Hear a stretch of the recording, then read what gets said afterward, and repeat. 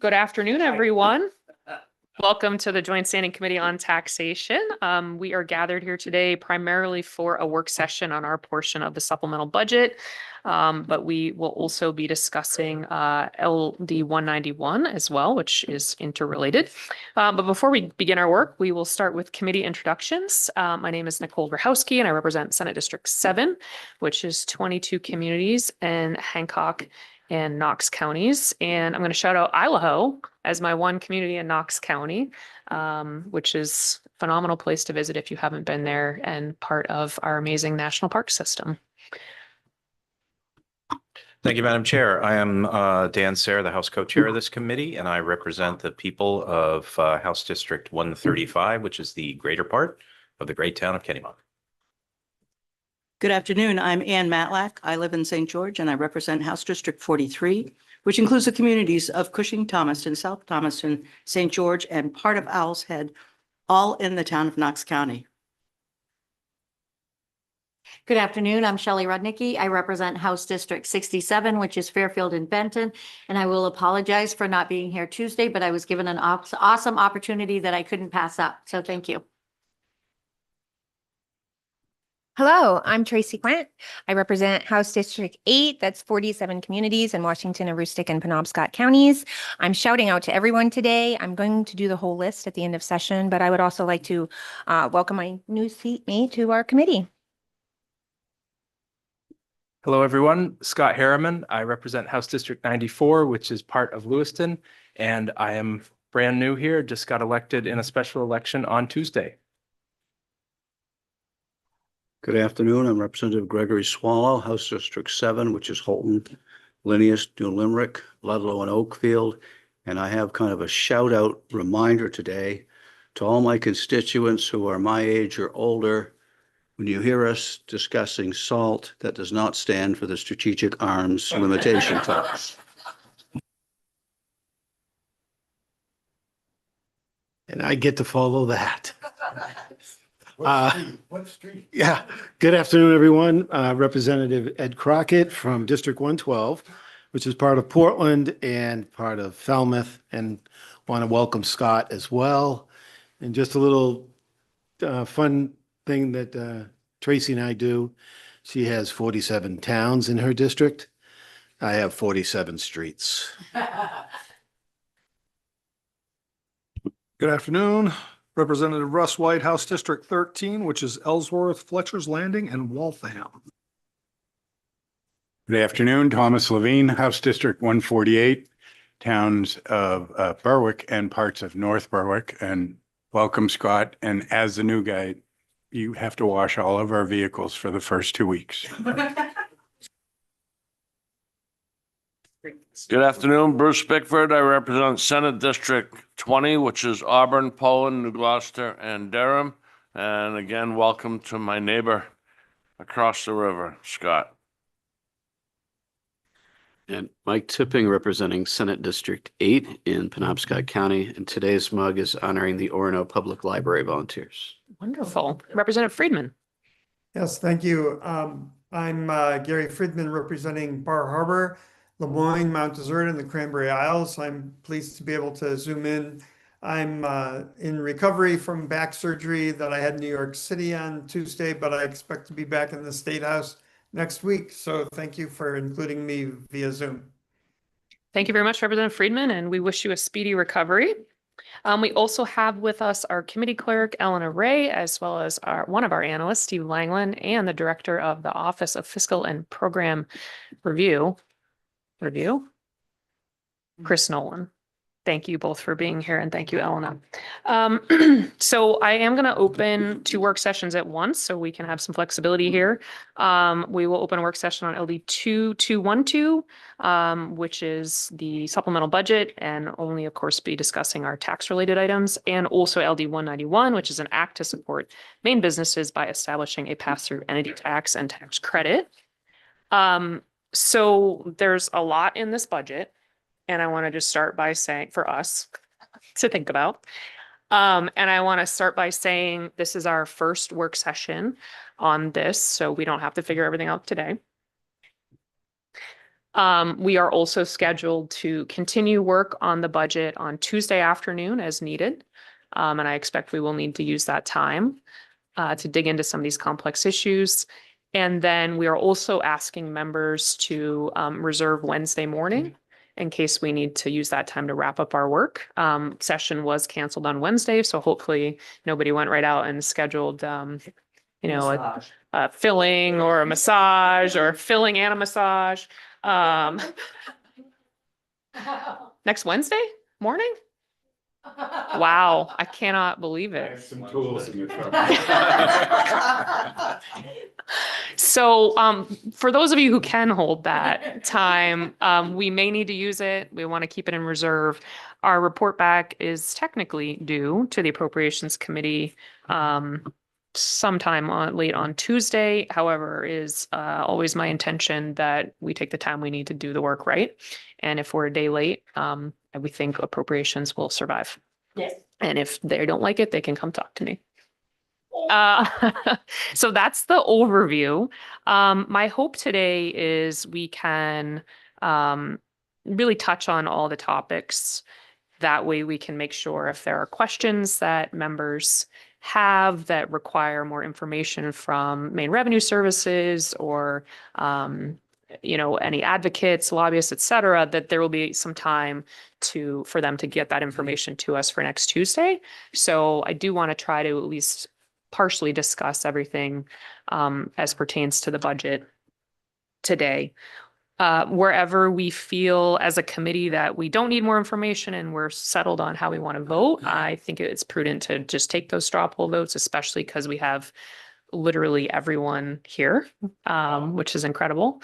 And although I know Senator Tipping has a labor hearing with appropriations later today, so we won't maybe have everybody the whole time, but where we can take votes, and we feel we have the information we need, I am going to encourage us to do so.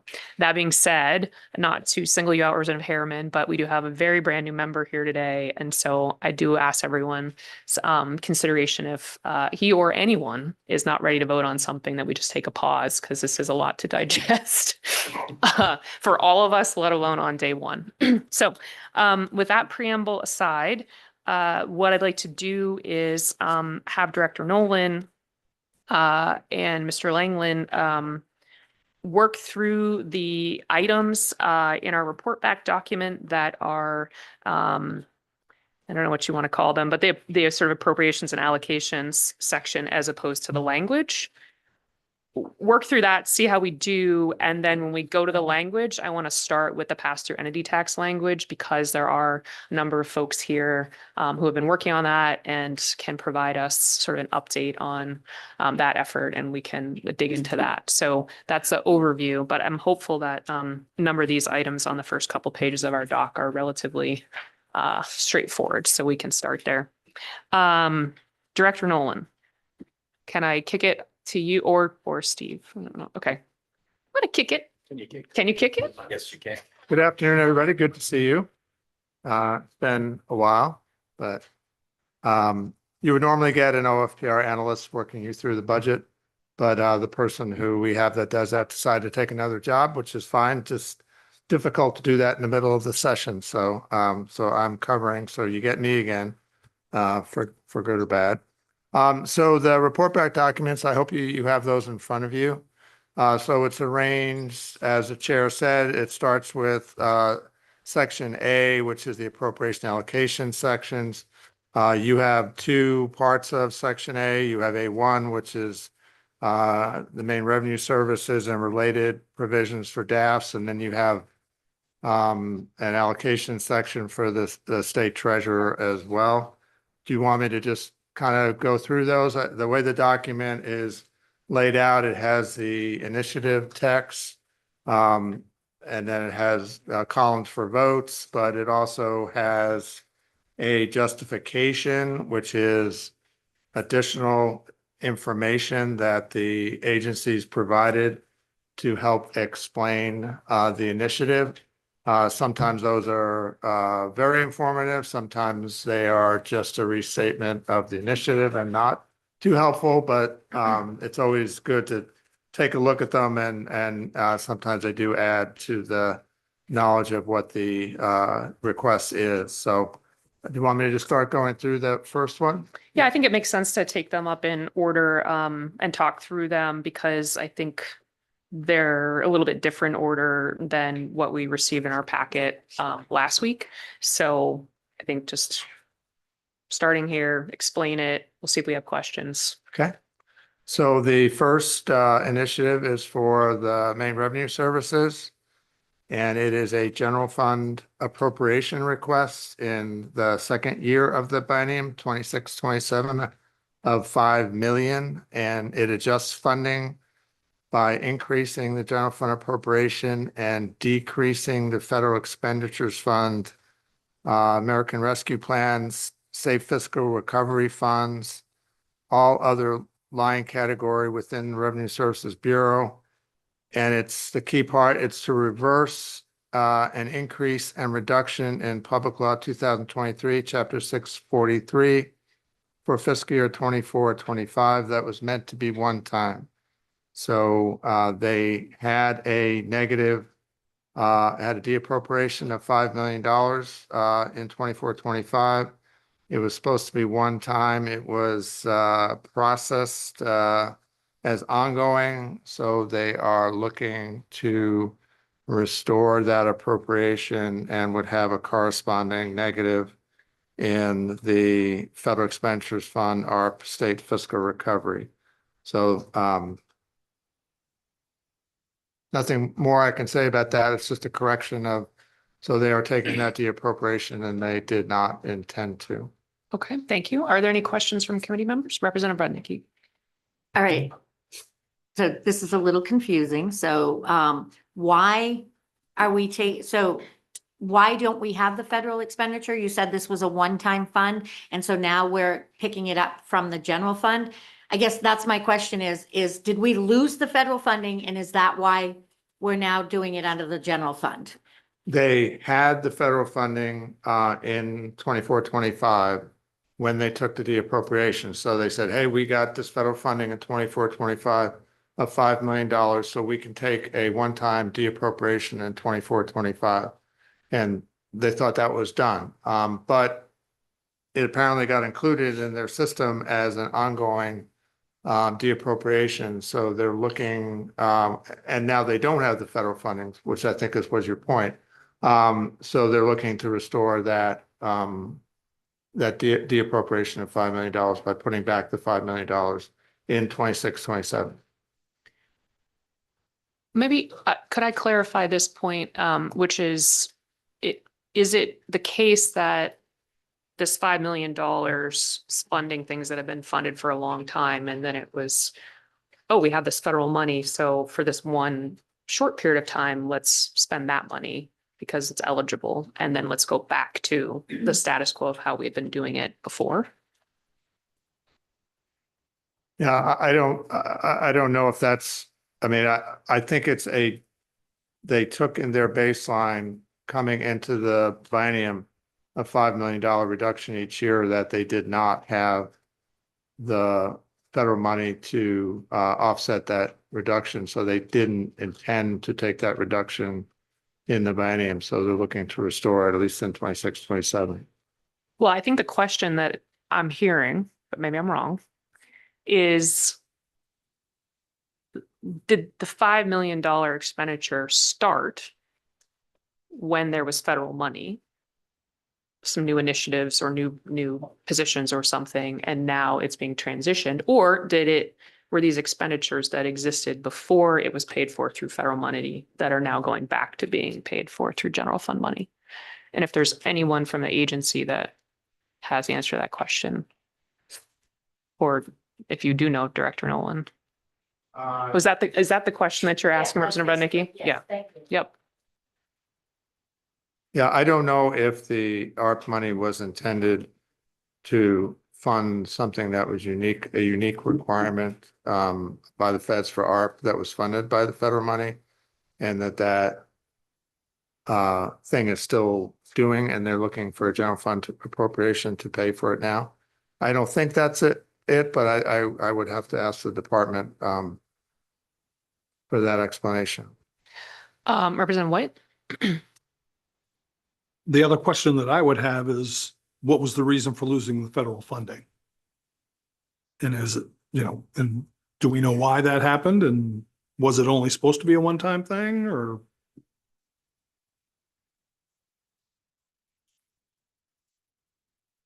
Director Nolan?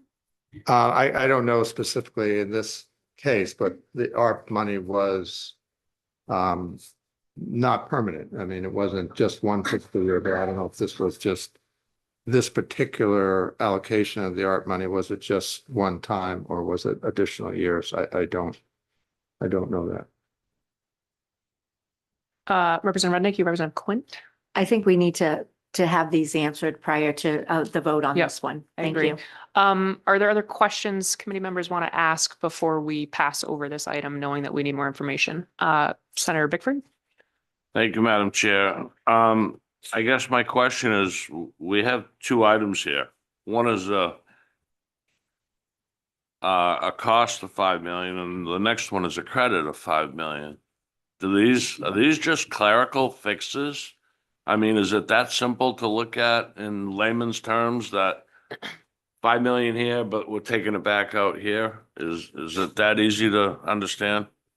Maybe the second one, but the first one is an appropriation of $5 million. So, and if it's a negative allocation to reflect not having or having the allocation continued when there was no money for it, that may be more like a bookkeeping, but the 5 million appropriation is a real. I have seen through my crystal ball that Dr. Allen might want to contribute or someone else from Maine Revenue Services. Dr. Allen's just the one in my line of sight. Thank you for joining us. Sorry, we need a longer desk.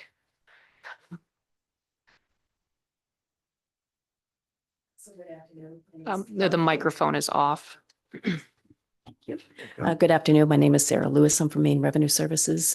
So to answer your question, these were ongoing expenditures that the agency had. We took advantage of one-time ARPA funding that was coming from the federal government. So it was swapping federal money for general fund money. And now we're just saying that we need to go back to that general fund funding because the federal money was only a one-time allocation. Representative Sayer. Thank you, Madam Chair. Thank you. Yeah, I'm looking at page 3 of, I'm sorry, Commissioner Clark's testimony from last week. It spelled this out in detail and said essentially what you just said, that this is simply this is not responding to an action of the federal government. This is correcting an error in this year's budget because that one-time $5 million funding got carried over into 26-27 when it should not have. Is that correct? Yes, that's correct. Representative Quinn? Thank you, Rep. Sayer, for that clarification. So my question is, I understand when the ARP money came out, there's no like nice way to put it, but it's pretty much like everybody, town, municipalities, money was flowing. It was like drunken sailors, just money being thrown everywhere. And so, sorry to all the sailors, I do not mean any disrespect.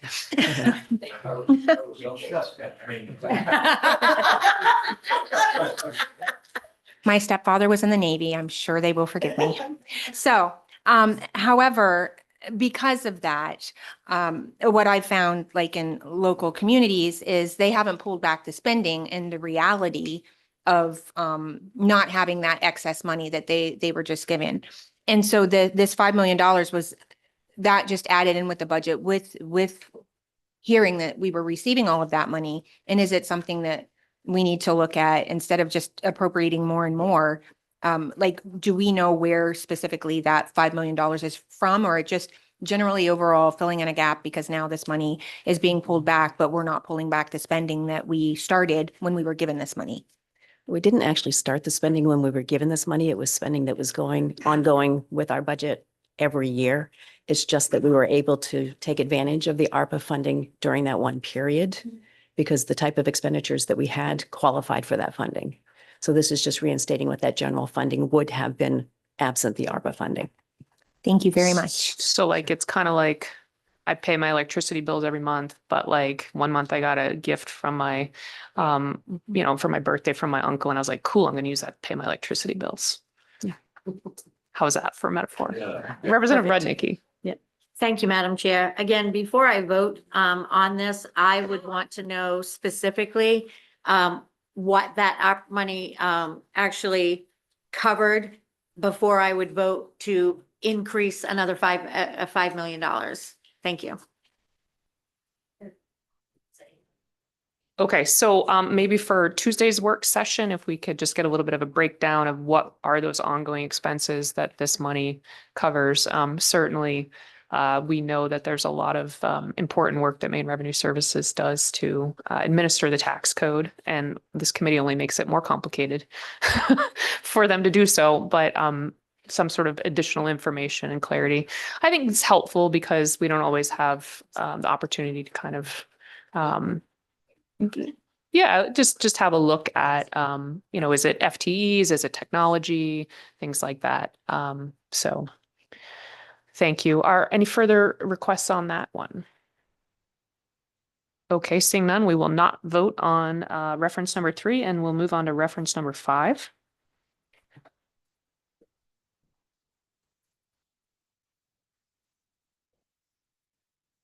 Director Nolan, I'm going to pass it back to you.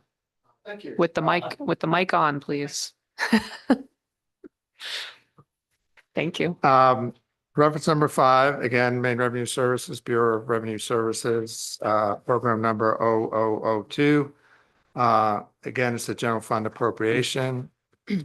So it provides funding for the approved reclassification of one business systems administrator position to a tax section manager position. It is an appropriation of 7,550 in 26 and 7,834 in 27.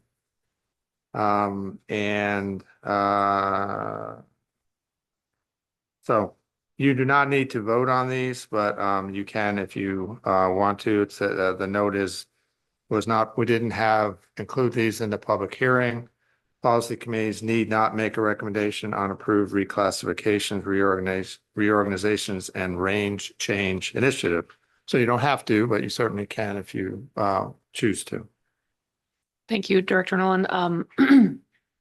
I sort of see it as more of an HR function in a way. Representative Quinn. Thank you. I absolutely agree with that being an HR issue, but we do deal with the taxes a lot. Can you very, very briefly, just for my knowledge, and maybe someone else would like to know as well, what is the difference, like the business systems administrator in the tax section manager position? Like, what is the difference between those two? You cannot, if someone from the department can explain the difference between two positions. It doesn't have to be on record, but like you can just, if you want to get it to me at some point, but if it would be nice if we could at least get like a copy of that and we can put it in the record. Okay. So looks a like- job description of the two positions. Representative Rudnicki? Or not? It's okay. Yeah, I guess it can be written. It's one of those things where, again, it's information that we should have if we're, anything we do for taxing that's going to increase the budget, we should have an explanation for. And I like the idea of just figuring out what's the difference in the two positions. Excellent. Any other questions on this one? All right. Well, we got some folks terming out that might be looking for a job too, so, who are really good at taxes. I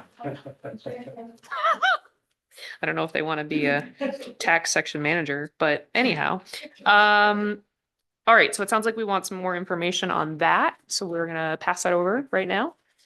Moving along to reference number 6, Director Nolan. Number 6, again, Bureau of Revenue Services. This is a reduction in an other special revenue fund allocation. So it's not general fund. It reduces allocations for the Bureau of Revenue Services for the Maine Military Family Relief Fund voluntary income tax checkoff. The justification here is more informative. Funding for the cost of administrating the main military family relief fund voluntary checkoff on individual tax returns is provided through Title 36, subsection 5283-A, voluntary contributions through the checkoffs. This allocation provided in Public Law 2007, Chapter 674, Section 3 is not necessary. So they are saying the allocation provided for this function is not necessary. Other questions from committee members on this item? Representative Rudnicki? If we're okay with something, do you want to just move into a vote to do the straw poll on those now? Yeah, we can do So that. do you want motions for each one of these, like to move it in or anything like that? Yep, yeah, so you could do a reference 7, move it in. Okay, type so thing. I will reference Or, 6. Excuse me, 6. Getting a little ahead of yourself. I'm excited. Yeah, so on reference 6, I would move to move it in. All right, so there's a motion to move in reference number 6 from Representative Rudnicki, seconded by Representative Swallow. Is there any debate or discussion further on that? Okay, all those in favor of that, we're going to raise our hands, and it is unanimous of those present, including Representative Friedman. And we have lost Representative Crockett. I will note, I should have said this at the beginning, since this report back is not due until next week, we will let members who are absent register their votes. Yeah. And we will ask that someone on staff help us keep track of which members missed which votes. Thank you. All right, reference number 7. Now we're at 7. 7, you may want to hold off on, but I'll read it. Provides one-time funding for administrative expenses to update the state's tax and administration system for a new optional account type for pass-through entities. So I don't know if you want to hold that for your discussion of pass-through entities. Thank you, Director Nolan. I think we could definitely wait, or we could ask the question, does that number change? Depending on how you do the pass-through entity tax, but I'm also happy to just come back to it. I think we come back. Okay. All right, we will pass over reference number 7. We can move on to reference 689. Okay, so you're moving out of DAFs and main revenue services to the state treasurer's office. And these are 2 increases in allocation, one for revenue sharing, one is for the disproportionate tax burden fund, also known as revenue sharing 2. And the second is for the state municipal revenue sharing 1. These are provides funding to align allocations with projected expenditures and available resources. So this is other special revenue allocations. So it is just increasing the allocation for the treasurer's office to make the revenue sharing payments. So when we adjust, I think this is driven by the revenue forecast. So when we adjust the revenue forecast, that results in an increase in revenue sharing payments. The corresponding entry is that money comes in, general fund, it's transferred to the treasurer's office, who actually makes the payments.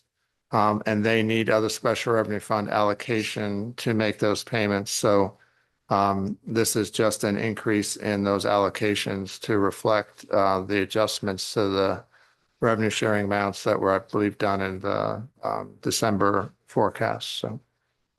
Senator Bickford and then Representative Sayer. Thank you, Madam Chair. Yeah, so in simple terms, we took in more money in revenue sharing and we're expected to take in more money. So we now have to expense it out to. We took in The more money in municipalities, the right. revenues that are shared, and so therefore there was an increase in the money that goes out. That money that comes in is in general fund and is transferred to another special revenue account for the state treasurer's office to make those payments. Representative Sayer. Thank you, Madam Chair. Were you aware that my question was identical to the good senators? Representative Rudnicki.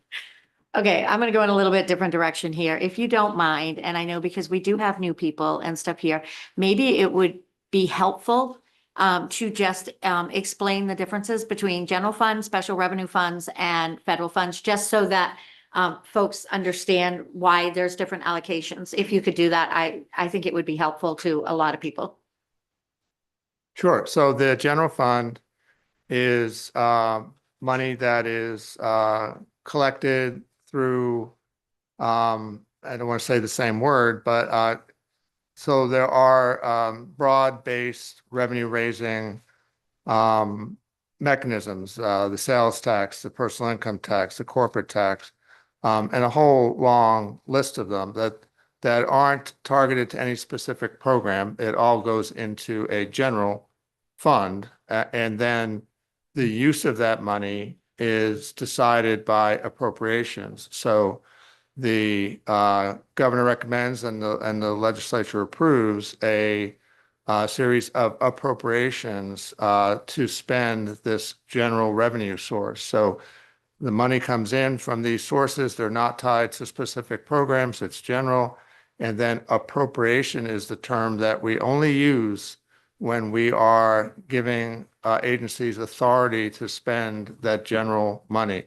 So we will only use the word appropriation when we're talking about the general fund. For all the other funds, other special revenue funds, federal expenditure funds, et cetera, those ARP funds that we were talking about earlier, we use the term allocation because the revenue coming in is unique to that specific program. And that specific program needs to have that revenue before it can spend. And so we give them the authority to spend that revenue specific to their program through an allocation. So whenever we say allocations, we mean other special revenue or federal expenditure funds. Whenever we say appropriations, it's a more powerful authority to spend the general money. The other funds have their own revenue. They're not getting any of that general money unless they get it transferred or whatever. But so the starting point for those other funds is they have their own revenue.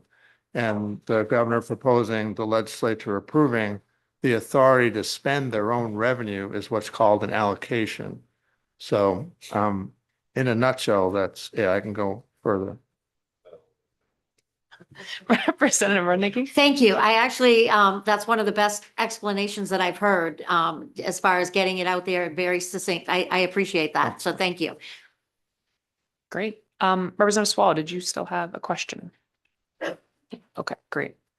So the item in front of us, 689, is essentially not a policy change, but asking us to readjust the amount of money that we are giving through the revenue sharing to Senator Bickford. Can I move that in, please? Senator Bickford has made a motion to move reference 689 in, and seconded by Representative Matlack and many others.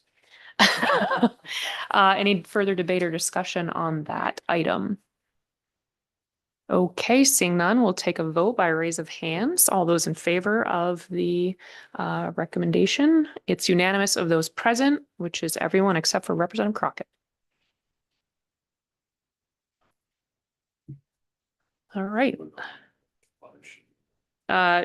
Reference number 685, same, but different. That's how I would classify this one. Sorry. One is revenue sharing one, which is municipal revenue sharing, and the other is revenue sharing two. Basically, when the revenue comes in, it is 4 million is set aside for revenue sharing two, then 20% of the balance goes to revenue sharing two, which includes municipalities, and then revenue sharing one is 80% of that difference. So like the formula for distributing it hits on different. Can I move in 685? Excellent. Senator Bickford has moved in reference number 685, seconded by Representative Matlack. Is there any further debate or discussion about this item or more information needed? Representative Quinn? I just have a real quick question about the revenue sharing overall. The percentage of the taxes that actually come in, how much of is the revenue sharing percentage? Is it like point whatever? 5%. It is 5%. Right. Okay, great. Thank you. Okay, seeing no further questions or comments, all those in favor of moving line 685 in? It is unanimous of those present, and absent is Representative Crockett.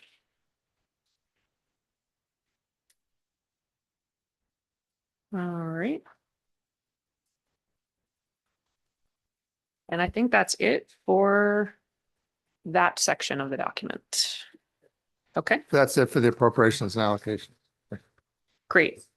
So what I'd like to do, as I mentioned before, is move into the conversation about the pass-through entity tax, which I believe is part N of the budget document.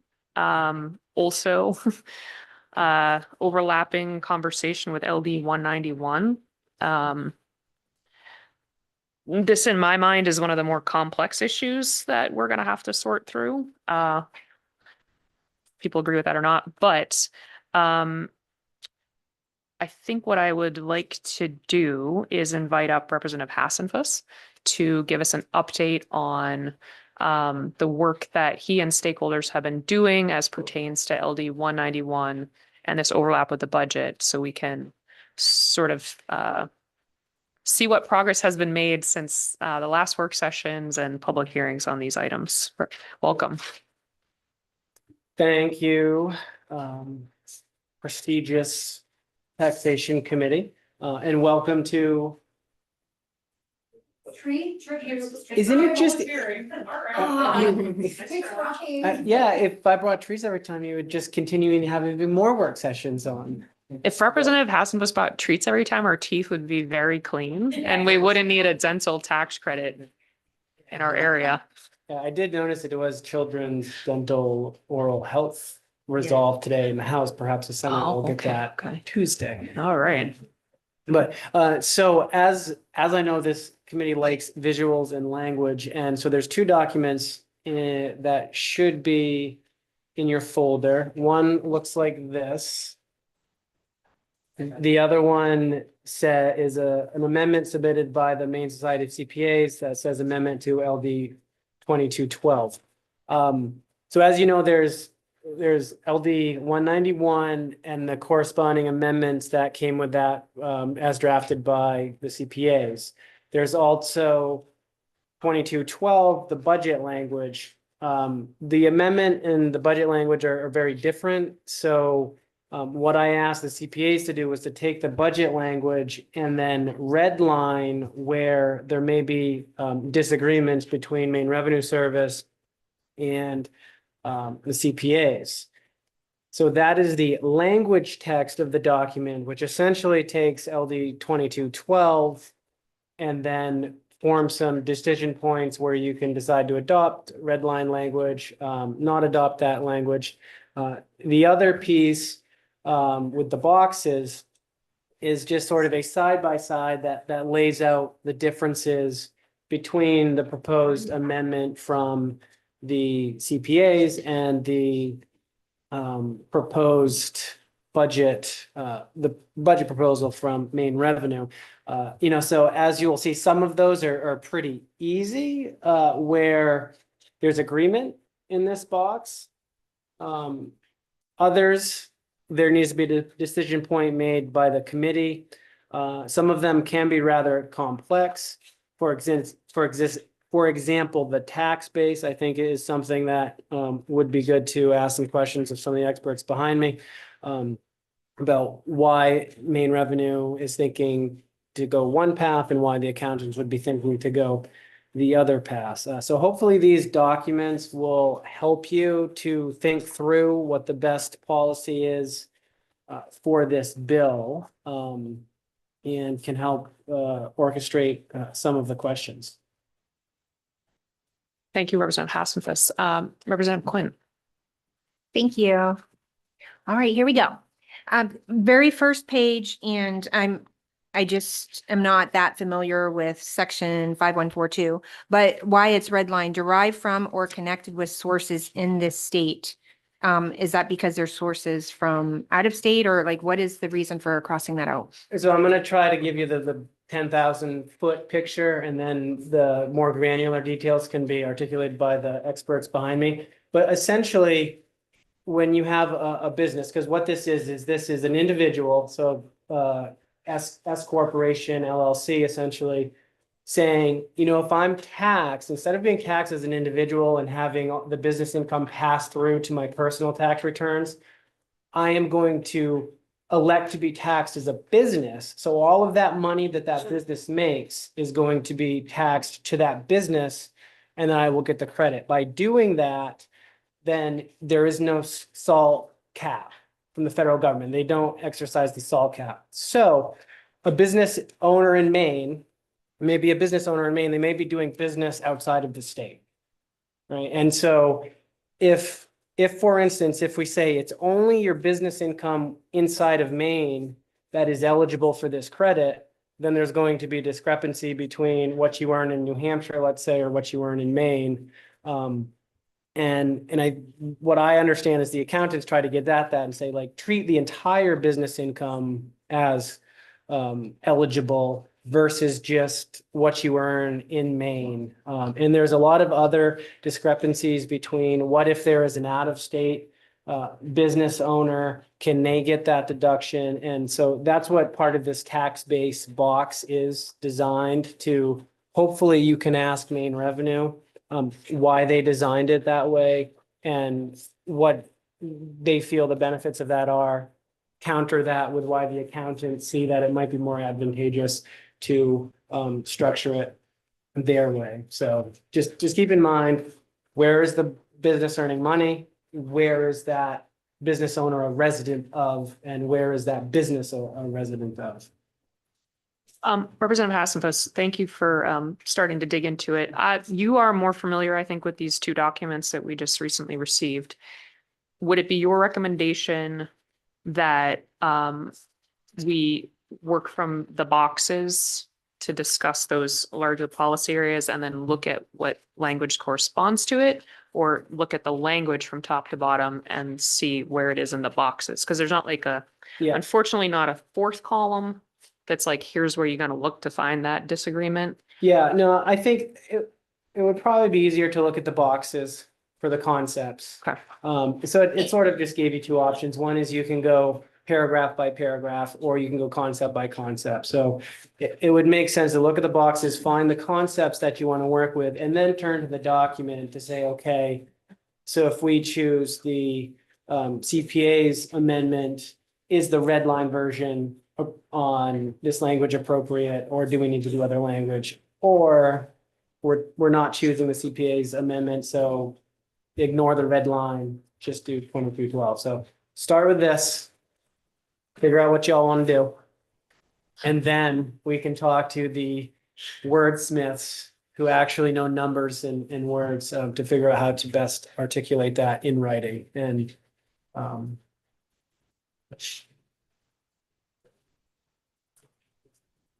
Representative Rudnicki. Huh. This is not an easy concept. So my concern with and I guess I don't know if I'm misunderstanding or not, that's why, is if on this pass through and you're including money that is made outside the state, how does that affect, say, because if I was to work in New Hampshire and I got to pay taxes in New Hampshire too. So how does this work between like the two states? Am I correct? So how am I guess what I'm trying to do is I'm just trying to get that in my mind the right way. I mean, if I'm going to pay taxes in New Hampshire on this money, but you don't want it to be part of the pass through. so That's where I'm confused. And I think that's an important point. And one of the points that the CPA's made is that there's the New Hampshire business profits tax.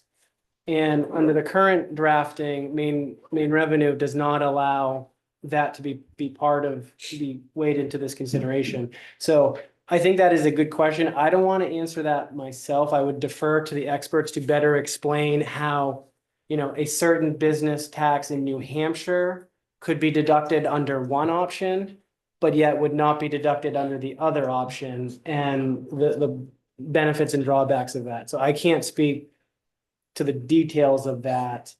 I think you did point out a good point that we need to make sure that it doesn't matter where you're paying your taxes or where your business is making your money, that everybody's going to get that same benefit of not having to pay the federal government that portion of their income taxes. Before we dive down into this too much farther on this one particular item, I'm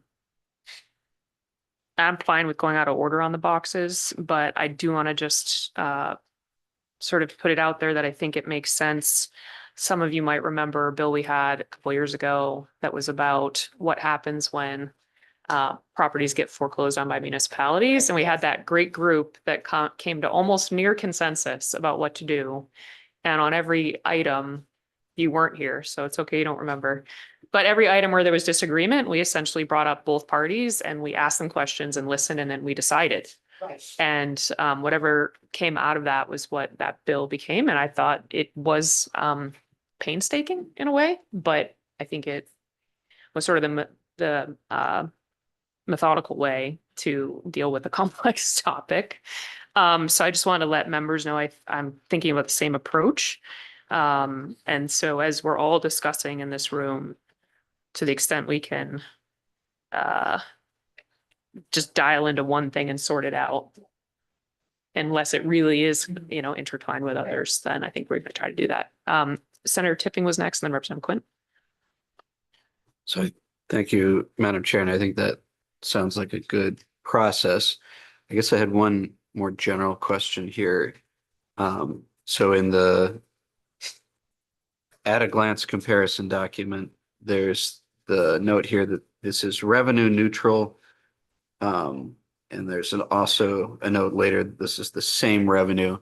So is that saying that none of these language differences, including changing the tax years, have any effect on state revenues, or what is the contention? No, I think there's substantial differences on state revenue depending on which path you go. So for instance, any opportunity you give for an entity to essentially get credit for more of their income, the state is going to get a certain percentage of that deduction. So the more opportunity for deductions you give, the more money the state will receive. And so I think that is a good question for the experts is, if you're looking to maximize the revenue being generated, what is the best path to do that? If I may. Yep. So maximizing may not be the goal, other considerations here, but is there any kind of breakdown in terms of what these mean in terms of actual revenue raised in different circumstances? I think main revenue would be the best to determine what the actual dollar amounts are. So I do know there was a box in here that shows the CPA's amendment would generate more revenue for the state. I can't remember which box that was. I think it's in tax base. This results in more revenue to the state and larger benefits to the pass-through entity owners, and is in sync with the majority of pass-through entity jurisdictions. And I think that is because you're allowed to deduct more of that business income, thereby receiving a larger deduction on your federal returns. Okay, so I did see that. Numbers would be appreciated on any of that you have or that MRS has. How do you square that with these statements here about same revenue or revenue neutral? I can't, Okay. I don't see that. I don't see that tax-based piece would be revenue neutral, but once again, I'm not an expert in the actual amount of dollars this is going to pull in. I can just kind of. I'm just appreciating I'm not the only one confused. Yeah, no, it's. Other sort of bigger questions for Representative Hassenfuss before we make him try to answer questions he cannot, with all due respect. Representative Quinn and then Senator Bickford. Thank you. And while I'm asking this question of you, I would like everyone to hear, because you can feel free to jump in and answer this question, because I'm not sure that you will have it. And it's just, I'm confused and maybe I'm seeing something wrong, so I apologize. But if we're talking about like having the pass through with income that was made in other states show up on the main tax form, And then I'm looking on the page with the amendment where under the revenue neutral business supportive, and it's talking about a 90% refundable credit. That, would that credit be from income that was made from another state that they're claiming in Maine? Well, so the 90% refundable credit piece comes from the fact that the state is assessing a tax essentially on that revenue. And then it's refunding 90%, 80%, 100%. That is up to the committee to determine how much it's refunding. And the tax savings comes because of the amount of that refund. And the revenue generated for the state comes with what's being withheld. So essentially, the state is saying, you pay us, we pay you back, and because you paid us, you can deduct that state payment to the federal government. I don't know if I'm explaining that perfectly, but essentially, Yeah, everybody's doing it. the credit language just speaks of how much is going back to the business, 90%, versus how much is withheld by the state, 10%. So it's you pay the state to then get to deduct everything that you paid the state on your federal return. So it's like a dollar for dollar deduction. And then the state gives you back 90% under this bill of what you paid the state to receive that full dollar for dollar deduction. Representative Quint? Thank you. I'm almost there. I'm getting there. And anyone else can speak to that too, like in a different way. Just because I'm feeling like I'm clearer. The refundable credit part, is that going out in the federal form then, or the main form? Be the main form. So what it is you've paid the state of Maine. And because you've paid the state of Maine, you no longer have that tax liability to the federal government. So you don't pay that amount in federal taxes. And then the state of Maine reimburse you the amount that you paid the state. And I may not be perfect on this, but conceptually, essentially, you're paying one entity the exact amount you would owe the other entity, and they're refunding you a portion of that amount that you paid them. Senator, okay, great. Director Nolan. I just wanted to point out, going a step higher, that the Part N as part of the overall budget, and if you treat it as 191 with a fiscal note, that's different. But if it's Part N, it's part of the governor's budget proposal, and that did assume a significant increase in 27 revenue of 56.5 million, and then it has a negative in 28 of 21.4, and then a positive in 29 of 16.5. So the changing from that would have a positive and negative to that proposal. So I just want to say the assumption is that there's revenue savings in 27. So. Yeah, and I think maybe we can hear from somebody from Maine Revenue Services in a minute to explain that trajectory.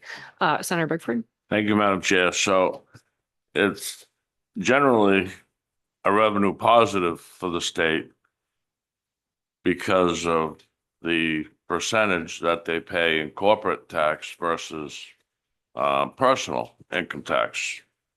They could be paying upwards of 8.95% tax on corporate, where personal, the max is 7.15. Is that correct? That's how the state sees a positive from this, is that? No, it wouldn't necessarily be like that. What it would be is whatever your max federal rate is, which is much higher, Yeah. essentially 40%. Yeah. So in that, let's say you paid $100,000, like you had $100,000 that an individual could have deducted from their federal taxes for state and local taxes. But because of the SALT cap, they can't do that. If that individual business owner chose to be taxed on the business level, they could then take that full $100,000 deduct it on their federal taxes. So essentially of that $100,000 that they would have owed $40,000 on, they now would have that $40,000 that they don't have to pay taxes on. So they'd have a tax savings of $40,000 from the feds. So then the state then refunds them 90% of that, and then they have, I can't do math that well, that's why they moved me out of this committee, but then they get to keep $36,000 or what have you. But it's a net positive for the state is what I'm asking, which is why it may behoove us to look at enacting this retroactive to the taxes we're doing now for 2025.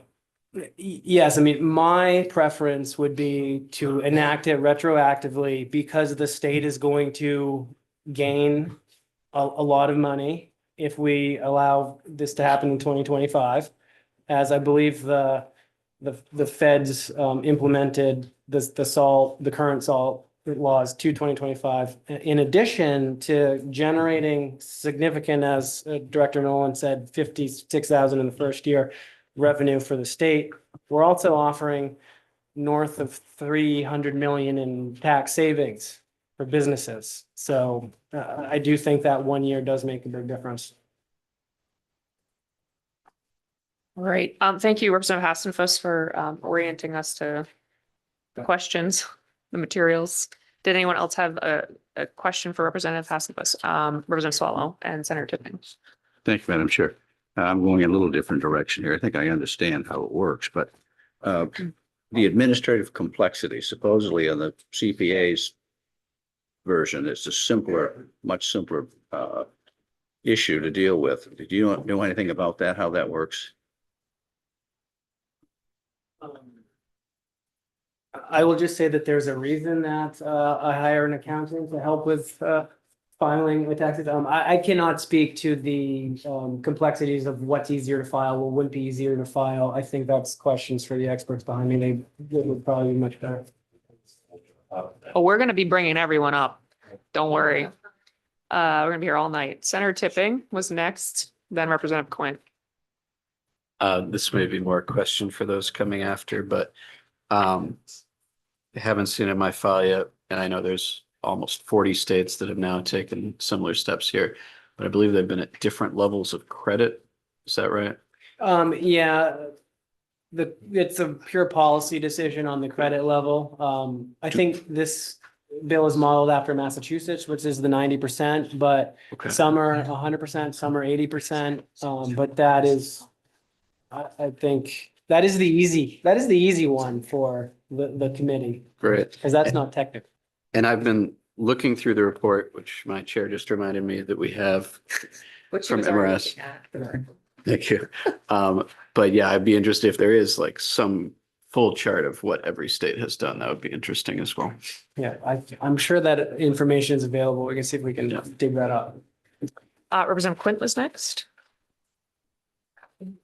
Thank you, Representative Hassenfuss. I believe I was the last one. I actually was interested in calling up Olga because several of the questions I think could be answered pretty quickly by her as opposed to you. I'm sure you would like to get off the seat. Exactly. I am trying to help Representative Hassenfuss off the seat. I as far as I can. I am allowing you to leave the seat and asking Olga to come I'm up. saying that please ask the experts because Representative Swallow. This isn't a question, but early on, we were given by CPA, Alvin, Randall, and Bennett, a great sheet that explains exactly how this works and how federal tax comes out first, et cetera. So you've got that in your folder. That really explains the technicalities of it very well. Thank you. It's probably in the 191 folder. Actually, before we call up Olga, many members that I've chatted with have expressed that they want to understand why it is that the projections on the pass-through entity tax fluctuate so drastically, I might say. Folks might disagree with that, but 59 million to -22 to +17 to -5. I just know that there were members with interest in understanding that pattern and then when we expect that to settle out. And I think that's not it's a broader question that might get into granularity, but I kind of want to just understand that before we dig into the specific details of the policy choices. If there anyone from the agency that is prepared to answer that, that'd be great.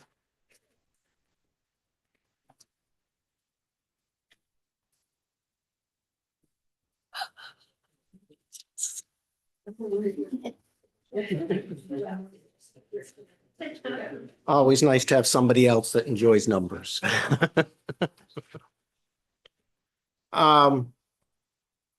So it does have an odd pattern to it. Let me start by going to FY 29, where it shows a positive 17.4 and say that is sort of the ongoing revenue pickup from the proposal that's in the budget, of roughly $17.5 million.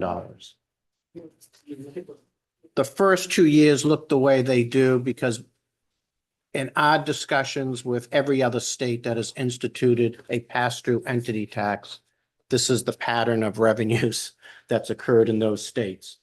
And our understanding is in the first year you institute the pass-through entity tax, you get sort of a rush of revenue because the owners continue to make their estimated payments as they've done historically on that pass-through income.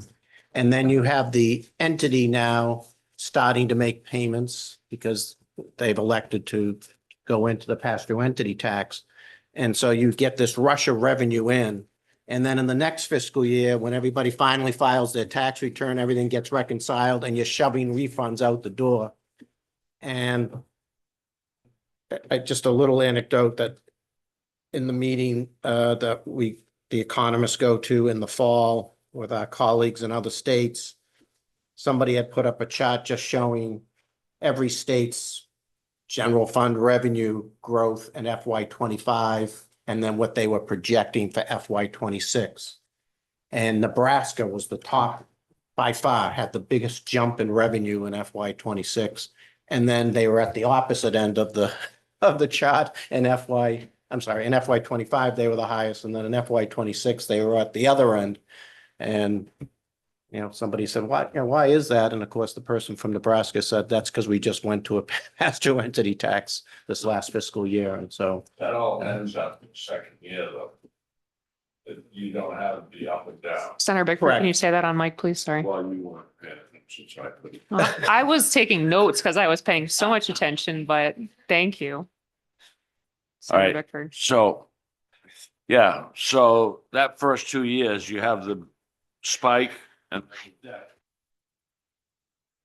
That correct? Correct. We don't have any more negatives after the second year. And that's why I Right. pointed to FY 29, Good. that 17.4. Yeah. If somebody were to say, what's our estimate of what a pass-through entity tax is gonna raise? Roughly 17.5 million, at least the governor's. Yeah, thank you. Okay, thank you. So that stabilizes at that position. Senator Bickford, you're really hard on me today. Representative Coyne. Thank you. Thank you. She's taking good notes for us. She's very good with contextualizing things for us. So my question is, I understand that like it levels out after that, but how does that affect like the budgeting process? 1 year, we're having this surplus and the next year we're having a dip and then we have to make up for money that's suddenly has gone away. How does that work out, or how has it worked out in other states, that bump right there? Dr. Allen here. It certainly makes budgeting a little more complicated, that's for sure. But the governor has, put forward, at least the governor's put forward a balanced budget that takes that all into account, and the legislature's going to have to do the same thing, obviously. Thank you. Clarifying question on that. Is the governor's budget balanced in FY 28? I don't think we have Like it doesn't have to be. right. Chris is Right. probably the better one to answer that, but I mean, Because the it's a issue, 26 biennial budget. right. The And- issue and- we but- see with you that have the negative higher number share, is so- in an out year. So No, we balanced for 26, 27. Right. Not for 28. Correct.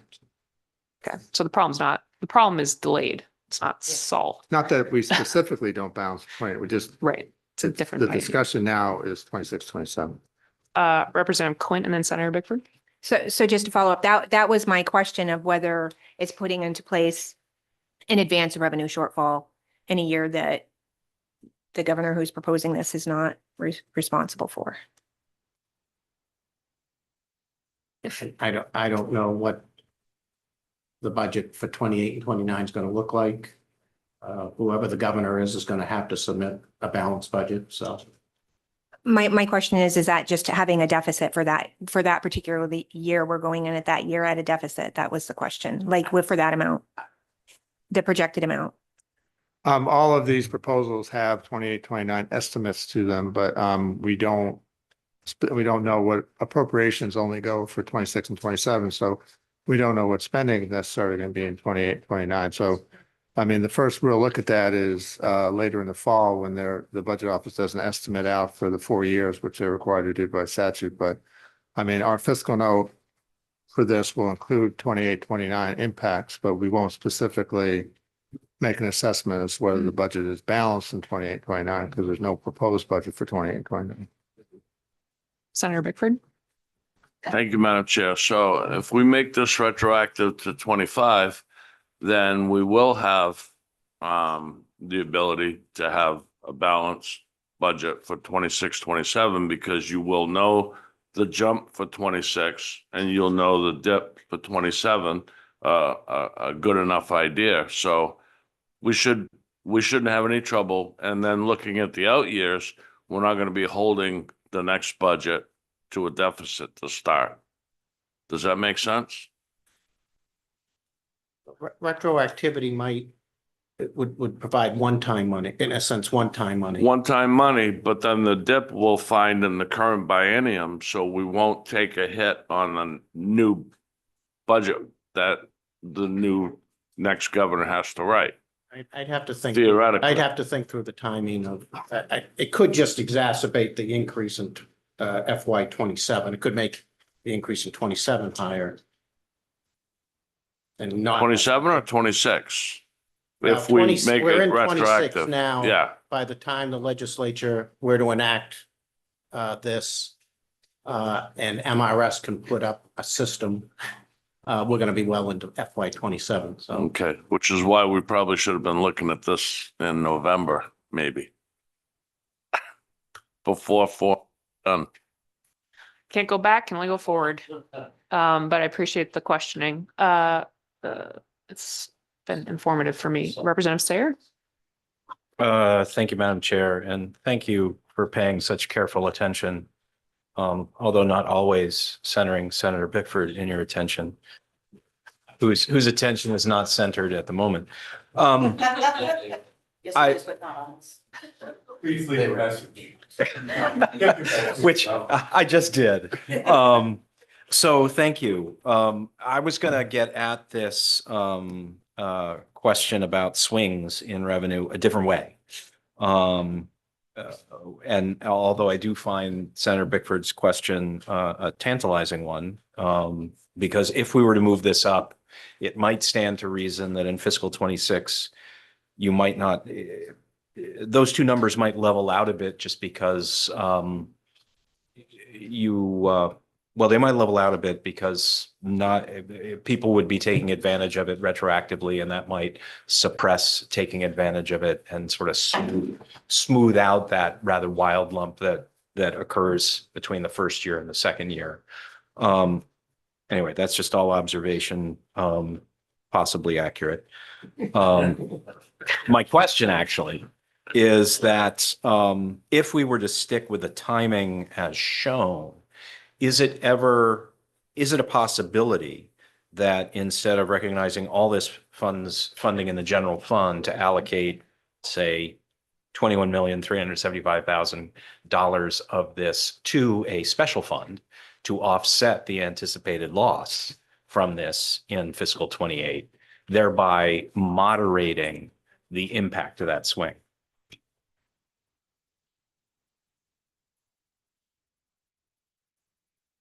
I think that is something the legislature could elect to do. Is that something that is Direct done? 50%. Yeah, my or- question for you is that is something that is done, that you've seen the legislature do? I think that's a question for Director Nolan, maybe. His face.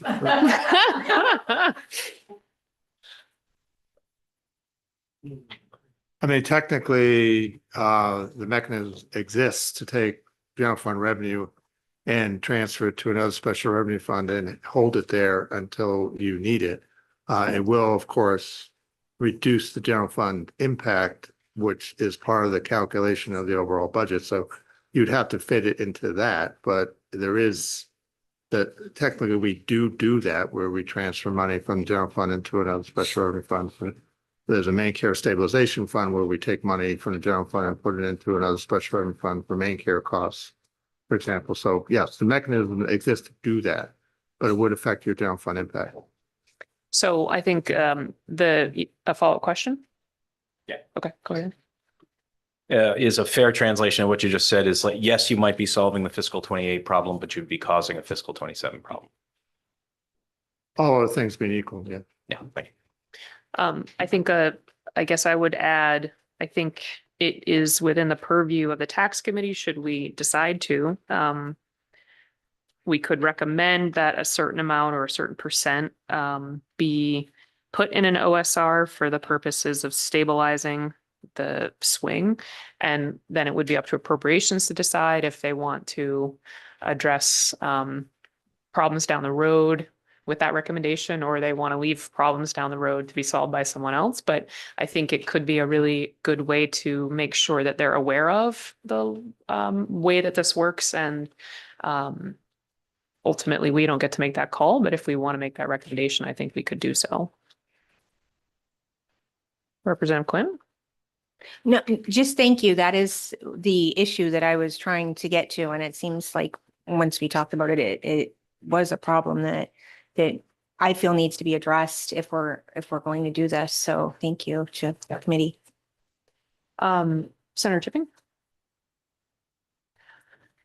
Thank you. And some of this is me just trying to get back up to speed since listened to the testimony in April. But is there a reason that neither proposal here, or at least the governor's proposal, is not including sole proprietorships? Tag team it to somebody Okay. else.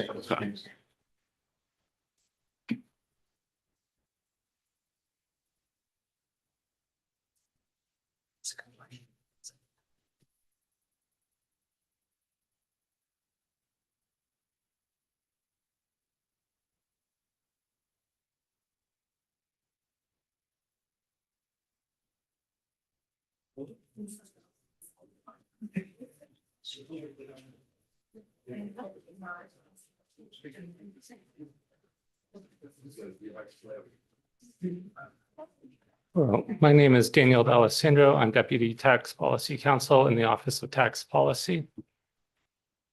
Welcome, Daniel. Thank you. So the question is why these don't address sole proprietorships. At the federal level, there is now a cap on what individuals can deduct for their state and local taxes.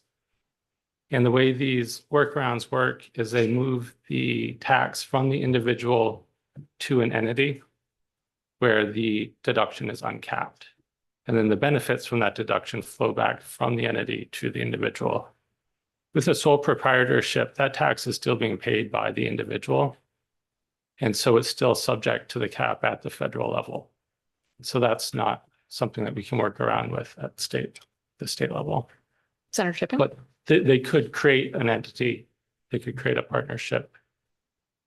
There may be some difficulties to doing that, but. That's very helpful. Why do some other states then include them in their pass-through entities?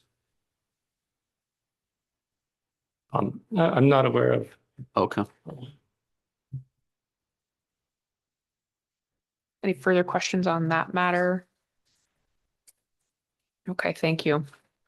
I'm gonna sort of zoom us back out and redirect us to the table. Because we already started the conversation about the tax base, I think it's all right with members, we can sort of start back there and drill down. So that's the fourth row. So we had some conversation already about the difference between the governor's proposal and the CPA's proposal, for lack of, I don't know if that's the right way to call it, but the sponsor slash CPA's proposal around who should be included in the tax base. So I guess I'd maybe want to start by hearing from Maine Revenue Services about your take on it, and then we can hear from the CPAs, and then we can discuss if that sounds all right to folks. Daniel, since you're there. Thank you. So you have this side by side comparison. This isn't something that Maine Revenue Services put together. And I would suggest that it overstates the differences between the proposals at this point. We've been in discussion with the CPAs, though this is the first time we've seen this language, and we'll need a little time to review it. One of the issues that we have been discussing is the sourcing, and we're continuing to work through that on our end. And then I think it would be useful for us to have another discussion with the CPAs. I can answer your questions on it now. It's somewhat complicated, and it may be another option would be for us to finish our thought and discussions with the CPAs on that point. So let me ask you then, I appreciate hearing sort of where the conversations are at between the entities. And it sounds like there's still room for conversation there, that it would be unfair to characterize where we're at as an impasse. Right. So I think we're in a situation where I want the taxation committee to be able to help you guys figure out where you're stuck, or give guidance that could help sort some of those differences out. And I think we need to do some of that today because of the timeline we're on around the budget report back. So I guess the question that I have for you, Daniel, is in this chart that you've just been able to look at, are there specific areas where you believe that our input would be helpful at this juncture? There are, I think, two large differences between the two proposals that I can kind of highlight here. The first is the retroactivity. The governor's proposal starts in tax year 2026. That's to give us time to build out the systems that are necessary to create a new tax for pass-through entities, and to have the kind of educational form design, instruction design that are going to be necessary for individuals to participate in it. This is a complicated system to set up, and making it retroactive to 2025 really increases that complexity. We're in the middle of the 2025 filing season. People are filing their returns now. To reopen that filing season really adds another layer of complexity, and this would need to happen after we build out the system. So we're talking about really the later half of this year, if this bill becomes effective in April, or right, the systems get designed, they get built, amended returns are coming in at a time when we would normally be designing and preparing for the next year. And we have what's a second filing season for pass-throughs who haven't ever filed before, and for individuals who have to amend their returns. So there really is an increase in complexity here. Okay. And you said there's a second item? And there's a second item. So the next one is, if you go to the second to final page of the language, this is section N4. The language in the CPA's red line? Yeah. Okay. So what you see here is including the New Hampshire business profits tax. And so under current Maine law, and this has been the case for a number of years now, before we had the salt cap and salt cap workarounds, the taxpayer is a Maine resident is taxed on all of their income, wherever it's earned, whether it's in Maine or it's in another state.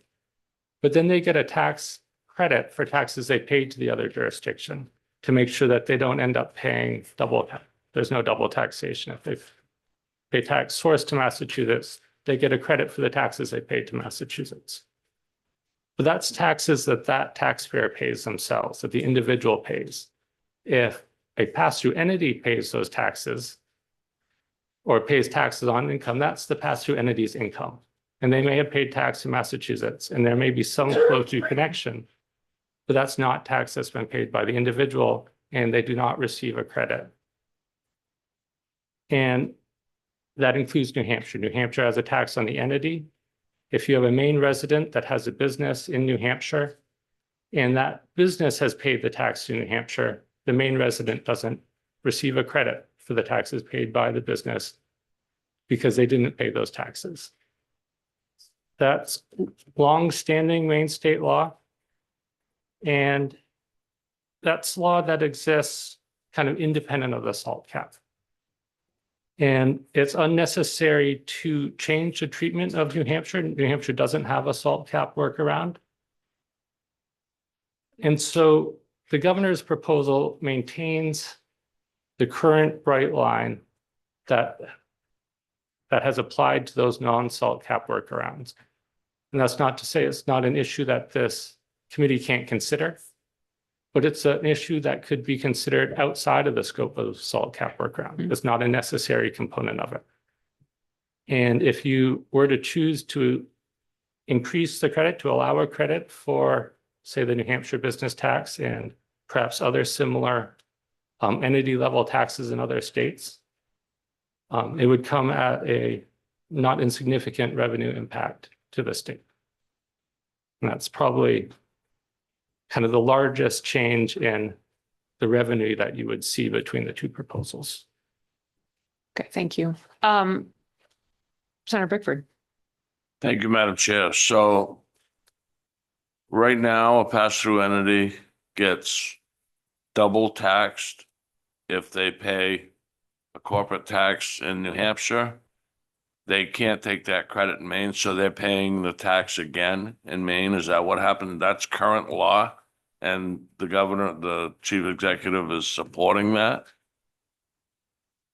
So double taxation is when the same individual Yeah, pays which would the be the same- company.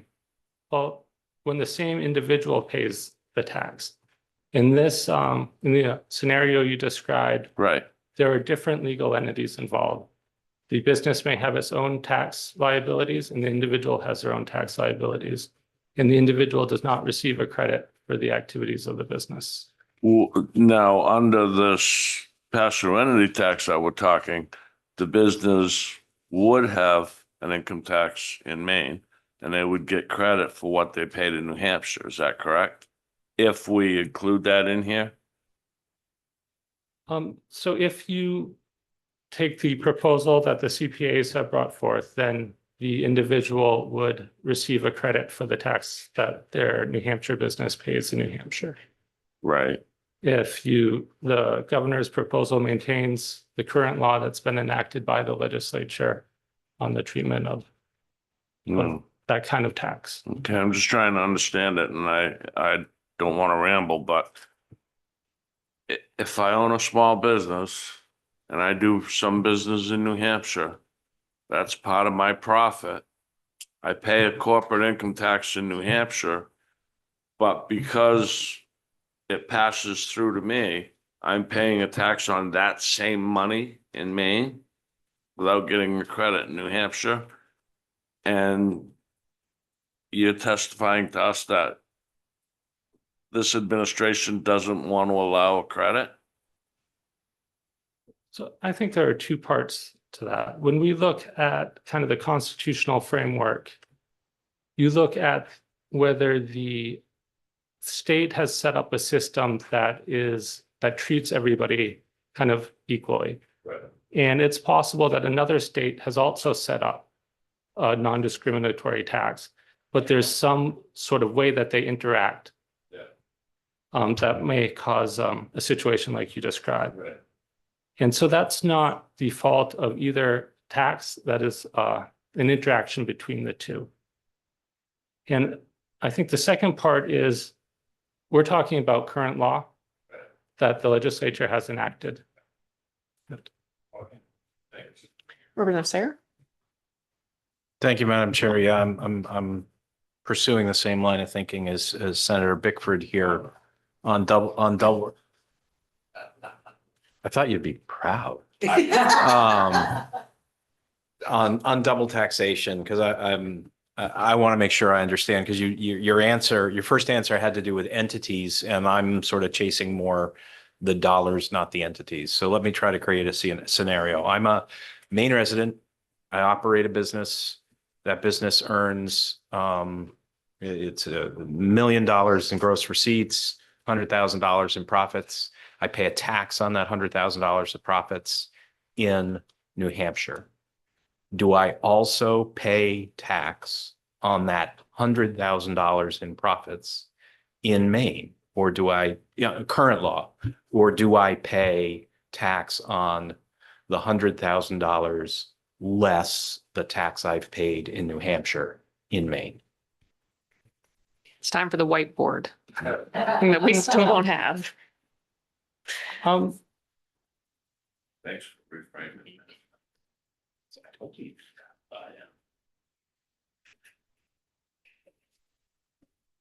So I think that you've described it accurately, right? There's income that is sourced to New Hampshire that the business generating the income is paying a tax to New Hampshire. You then have a partner in Maine who is income is flowing through under Maine system, which is the common system that is used at the federal level and by most states. And the person in Maine pays tax on the income that flows through. New Hampshire is treating this income differently than most other states. And that does cause a complication or even a duplication that might not exist when you see, say, a similar instance in Massachusetts, where you have both states using the more common approach. This is treatment that is longstanding in Maine and is separate than the salt cap workaround that's being proposed. Well, Follow up, Representative Sayer. yeah, so I did not understand an answer from that answer to the question that I mean, and the fault may be mine, but if I pay tax on $100,000 of profit because I'm a partner in a business that operates in New Hampshire, is my main tax liability under current law still 100,000, or is it 100,000 net, thus, let's say 10,000 that I paid in taxes in New Hampshire? And that's point one, because point two is going to be, I think you mentioned that making this change as requested in the red line would come at a not insignificant impact to the state of Maine. And I'm trying to understand why that would be so and how not insignificant it might be. The main partner is paying tax on the income that is, the main resident partner is paying tax on the income that is sourced to New Hampshire and does not receive a credit for the tax the business is paid to New Hampshire. So there, Yeah. it's currently double taxation. Yeah, currently.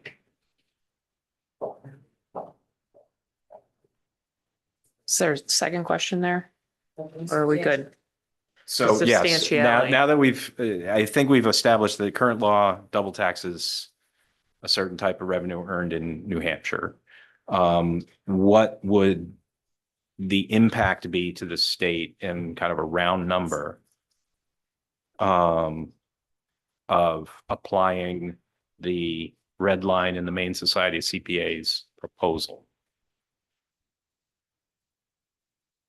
So I'm not going to call it double taxation. There's, but I think you do understand the treatment there, and we can get you the number.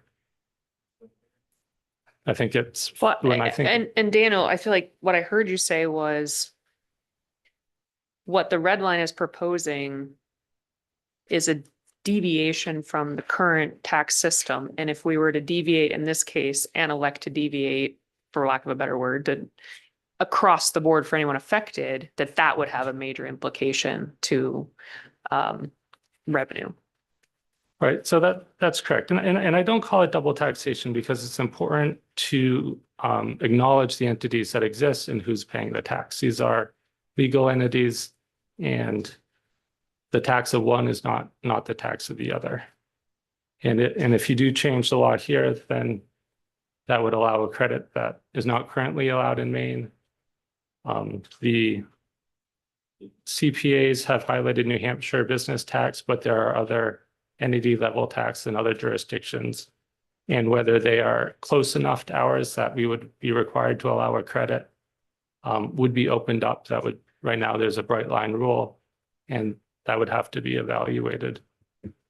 Right? Because there's a whole kind of array of taxes and income taxes, and whether they're on the individual in a pass-through sense, which is a common approach, or whether they're on an entity, pass-through entity, or an S corp, whether they're on income or gross receipts.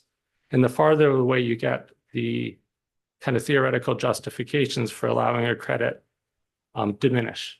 And right now we have a bright line rule, which answers that question. And if you remove that bright line rule, we then have to reevaluate for not just this tax, but for a variety of other scenarios.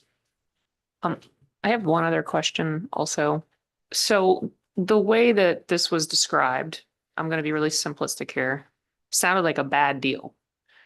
But obviously businesses are electing to structure themselves in this way. So is there benefit they get from doing that? No, I think this treatment is the result that New Hampshire has taken a different approach that is out of step with what Maine and the federal government and the rest of New England have taken, and that places an extra burden on these taxpayers that are in both jurisdictions. And that could be the responsibility of New Hampshire to address being out of the norm, or Maine could address it like this. Okay. Representative Swallow? Thank you, Madam Chair. Since this is currently Maine law, there's no credit for New Hampshire taxes paid.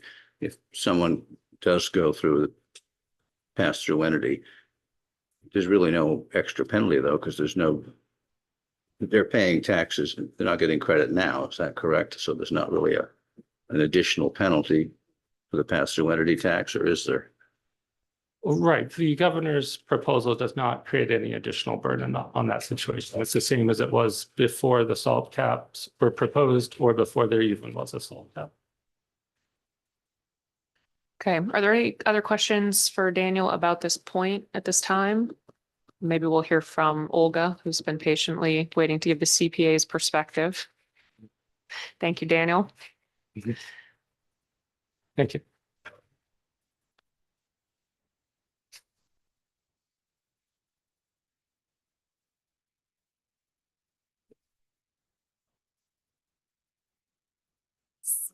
Good afternoon. My name is Olga Goldberg. I am an attorney with Pierce Atwood, and I'm here today on behalf of the Maine Society of CPAs. I'm happy to kind of address some of the questions that were asked, or like wait for a question, however you would like me to Well, I think we're proceed. kind of drilled down into this question around New Hampshire. Sure, I can start So maybe there. let's just only do that for starters. Okay, that sounds good, although I do disagree with Daniel's characterization that there are only two issues, unless Maine Revenue has changed its perspective on some things that I'm not aware of. Well, I think what, if I could represent what I heard Daniel say, which might not be what he said, but what I heard was they are still digesting the language that you've given us today, and that these are the two places where they feel like they see the more irreconcilable differences, and the other places might be a little more flexible. Yes. And I Or we mentioned- don't know yet because they haven't really dug into it as much. And I think that's fair. And I mentioned that there is a third point, because I think the third point is something that increases revenue beyond the projected current revenue increase from the pass-through entity tax, that may well be helpful to offset whatever fiscal note the New Hampshire piece of it might add. So I think it's worth clarifying something about the current law and the current status of what Maine does and does not allow credits for. So under current Maine law, in the position that Maine revenue has taken, it is not that Maine does not allow a credit for New Hampshire taxes paid. It is that Maine does not allow a credit for any pass-through entity tax paid, including the pass-through entity tax that has been in effect in New Hampshire for many, many years. Maine has denied Maine residents credits for pass-through entity taxes paid to Connecticut. Maine has denied Maine residents for pass-through entity taxes paid to New York. So it's not a New Hampshire specific policy, nor is it something that is enacted in statute, and it's certainly something that can be changed by the legislature. So this is not a New Hampshire specific rule. This is a pass-through entity tax specific rule. Maine has taken the position that where the tax is paid by the entity, no credit is available to an individual owner of that entity, even though the income passes through. And I think that's really important context.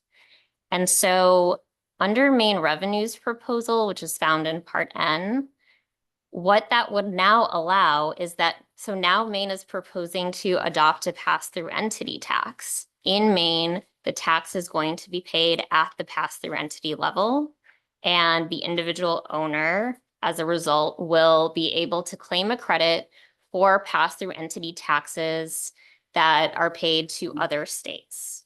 And under Maine Revenue's proposal, Maine resident owners will get a credit for pass-through entity taxes paid to every other state except New Hampshire. And I think the distinction that's being drawn that, you know, some states have adopted a pass-through entity tax as a SALT cap workaround, and New Hampshire adopted its pass-through entity tax for another reason. I'm not sure that there's a policy difference there. The fact is that if a pass-through entity tax is enacted in Maine, then it's going to be paid at the entity level in Maine, and it'll be paid at the entity level in other states. It just strikes us that there's not a great policy reason anymore to treat New Hampshire differently. We're saying you get a credit for every state except for Maine's neighbor. Massachusetts, for the record, allows its residents to claim a credit for New Hampshire business profits taxes paid. I'm not sure why we're putting Maine residents at a disadvantage compared to our neighbors. And I completely agree with Daniel's perspective when he was mentioning whether it's constitutional or not. I do think it is constitutional, but it's just not fair.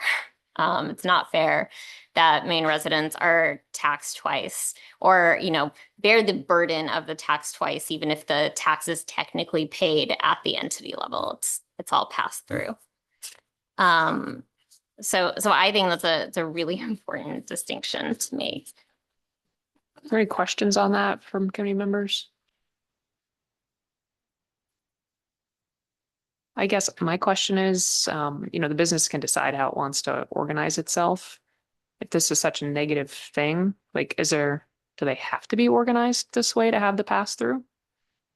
Do they have to be organized as a pass-through entity? Well, I could be totally off here, but I feel like what I'm hearing you say is there's a disadvantage regarding how Maine interacts with New Hampshire for the purposes of a pass-through, but nobody's required to set themselves up with a pass-through, or are they? Like, what's the value in doing it this way if it's so negative? Yeah, I mean, I do think that some businesses are required to be set up as partnerships. I am not a corporate expert, but I do think that is the case. But, you know, there are lots and lots of non-tax reasons for choosing a specific corporate structure. You know, in a lot of cases, the alternative would be forcing like a small business into a corporate structure where they're double taxed at the federal level, as opposed to a more kind of a different structure, a pass-through entity structure where they're only taxed once at the federal level. So I'm not sure what the suggestion is because there are downsides and upsides to all the different kinds of structures, but that might be a good example to bring up. So like if I form a company and I'm not incorporated, I'm doing business as a sole proprietor, and I decide to do business in New Hampshire, my income will be taxed in New Hampshire. And right now I do get a credit in Maine. If I bring on a partner, I no longer get that credit. I'm not sure why that's fair. If I decide to add a partner to my business, why the credit gets taken away. And it gets taken away unless I take on the like sometimes much more burdensome compliance requirements of a corporation. A pass-through entity structure tends to be simpler. It has easier compliance requirements. It's an easier structure for small businesses in many cases. And I think that's why lots of small businesses choose it. Okay, thank you. What I'm hearing is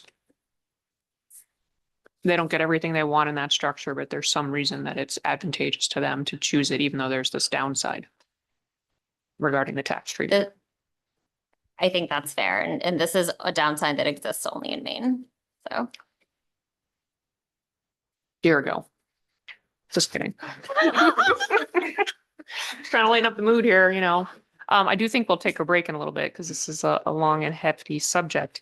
Are there other questions from committee members or information you'd like to hear from Olga about this New Hampshire situation, for lack of a better phrase? Representative Swallow and then Senator Bickford.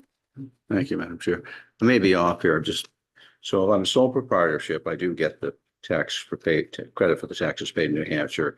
I go to a partnership, I don't. Well, how's a corporation treated under the law now? A corporation is taxed differently. So a corporation is the individual owners of the corporations aren't taxed, but the corporation itself is taxed. Mhm. And the corporation would apportion its income amongst the states. So a portion of it would be taxed in Maine and a portion of it is taxed in New Hampshire. Yeah, the problem comes up with a pass-through entity because if I'm a Maine resident and I'm an owner in a pass-through entity, I get taxed on 100% of that entity's income, whether or not that entity is doing any business in Maine. It really doesn't matter. And I wasn't asked to speak about this, but this is a point of disagreement with Maine revenue.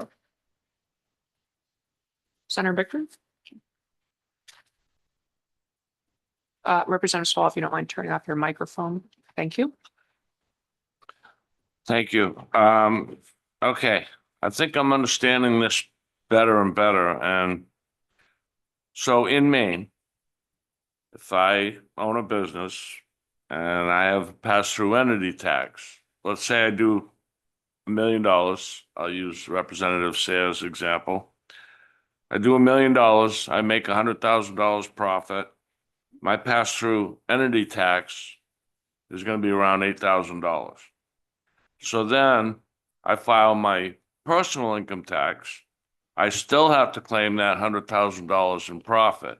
Mhm. But in this case, what we're looking at is we're saying, let's give you back 90% of what your business paid. Mhm. So instead of paying $7,000 in individual tax, I can take a credit of 90% of that 8,000, which is 7,200. I might get a $200 refund. But because I paid it at the corporate level, I'm paying a much higher tax percentage. I'm paying, 7.9% or whatever, but I'm paying almost 1% more that way, or I could be. I'm not sure that's the case under both of our proposals, the CPA proposal and Maine revenue proposal. The pass-through entity tax rate would be Oh, it wouldn't be pegged the same as a corporate rate? It would not. Oh, It would okay. be pegged to the highest individual income tax Oh, rate. And we okay. don't have a disagreement on that All right. point. But it doesn't hurt the state. No, the state will get State to will keep make a money. 10% haircut off Good. of the pass-through entity Okay. tax paid Excellent. Thank you. under either proposal. Yeah. Okay, I do think we've heard a fair amount about the retroactivity, but Olga, I'd love to give you the opportunity to give your perspective on that front.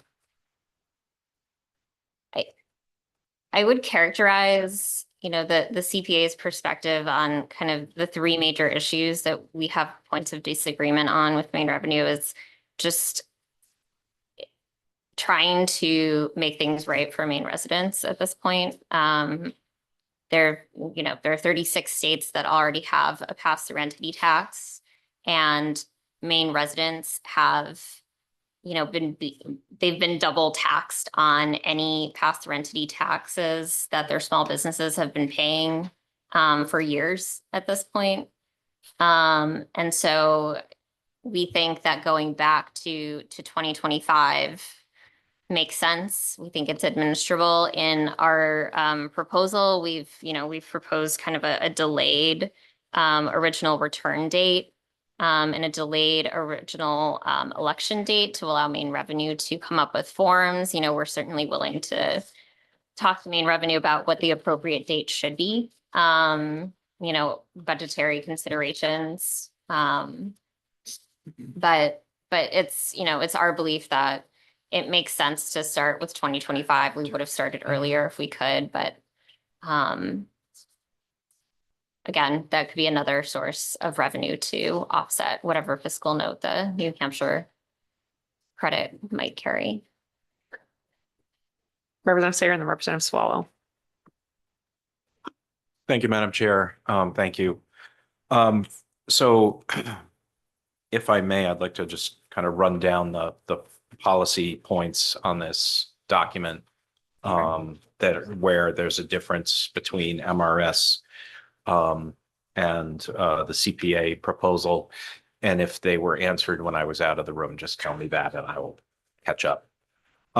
You just addressed retroactivity. What we heard from Mr. D'Alessandro was I believe it was Mr. D'Alessandro, maybe it was. Yes. Yeah, that it's a significant administrative burden. And is it what you're contending is you've addressed that by making provisions for delay in the red line. That's Do I right. understand that correctly? Yes. Okay. If retroactivity were permitted, do you anticipate that the impact of this on the state of Maine would be simply to shift the estimated revenues and losses that are projected here back 1 year in time? Or do you think that uptake would be significantly different and we could not make that assumption? I am not an expert on that particular topic. I don't know if the answer, like if someone is filing a return for 2025 in 2027, if that revenue is treated as 2027 revenue, I'm not sure that it addresses the kind of dip. Understood. May I continue? Yes, go ahead, Thank you. Representative Sayer. Under who may elect, Yes. there's a difference regarding LLCs, taxed as such, and also disregarded entities that I already feel sorry for because they're disregarded. Can you address I feel sorry. that change? The purpose of that change and the impact of that difference? We do not take issue with Maine or the governor's proposal on this point. I think it actually does address disregarded entities. So in the row titled who may elect, Yes. you don't have red line changes We do not. associated with that row. Okay. Thank you. You addressed the issue of the highest marginal individual income tax rate being applied. Onto tax base. If this conformed to, I'm reading from the MSCPA column, to the entire Maine individual fiduciary income tax base, is the impact of that more revenue to the state of Maine because PTET would be applied to a larger base? Yes. Thank you. Skipping over credit to owners, which is the same non-resident owners. Can you comment on the importance of avoiding a separate mandatory estimated tax regime? We've suggested just a few minor technical changes surrounding timing of estimated payments, but we do not generally object to the estimated tax regime. Thank you. Then on the estimated tax system, again, no separate PTE specific estimated tax regime. Is that similar to the one just asked? Yes, it is. Moving on, administrative complexity. You're indicating that your proposal would be simpler election filing and reporting structure. Can you comment further on that?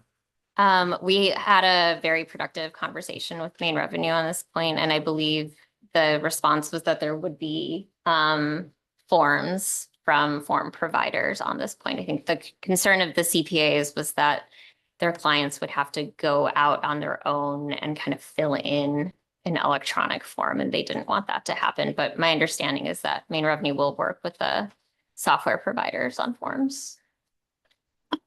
Thank you. And last, but certainly not least, the interaction with other states. One of the things I'm hearing is that there's a long-standing issue with the tax treatment of Maine taxpayers' income that originates in New Hampshire. And I'm wondering whether I'm just putting this out there for the committee, whether for the sake of accomplishing what we're trying to accomplish with PTET, we might sacrifice fixing that longstanding problem so that we can persist with implementing something that Maine has not implemented for the past several years to the detriment of Maine taxpayers. Would that be an acceptable compromise, or do you see that there's a clear and reasonable path to resolving the New Hampshire issues that have been raised today? So from our perspective, the New Hampshire issue is the most important issue. And I think that maybe my introductory comments were, well, you were out of the room, but the longstanding issue is not with New Hampshire specifically. It's with all pass-through entity taxes in all other states. There is a Maine law court decision that addressed New Hampshire, and that law court decision has been applied repeatedly to deny credits for pass-through entity taxes from other states, including Connecticut and New York. And the reasoning for that was that Maine does not have a pass-through entity tax where tax is paid at the pass-through entity level. But now we will. And it just seems very odd to single out one state for disallowing that credit. I think it's just pretty poor tax policy. Thank you. Senator Bickford. Thank you, Madam Chair. So we go this route with pass-through entity tax and we isolate New Hampshire. Are we going to be back to a court case because now there is a pass-through entity tax in Maine and we are accepting other states, credits to other states and isolating one state? Do you see that coming? I think that's not outside the realm of possibility. I tend to think of a Maine business, like if the proposal in Part N were adopted as it is, the way I'm thinking about it is there's a Maine business with Maine resident partners that operates on the border of New Hampshire. All of their clients are in New Hampshire. Those two Maine residents, they will get nothing. They get no benefit from this proposal. They just get double taxed as they are now. So.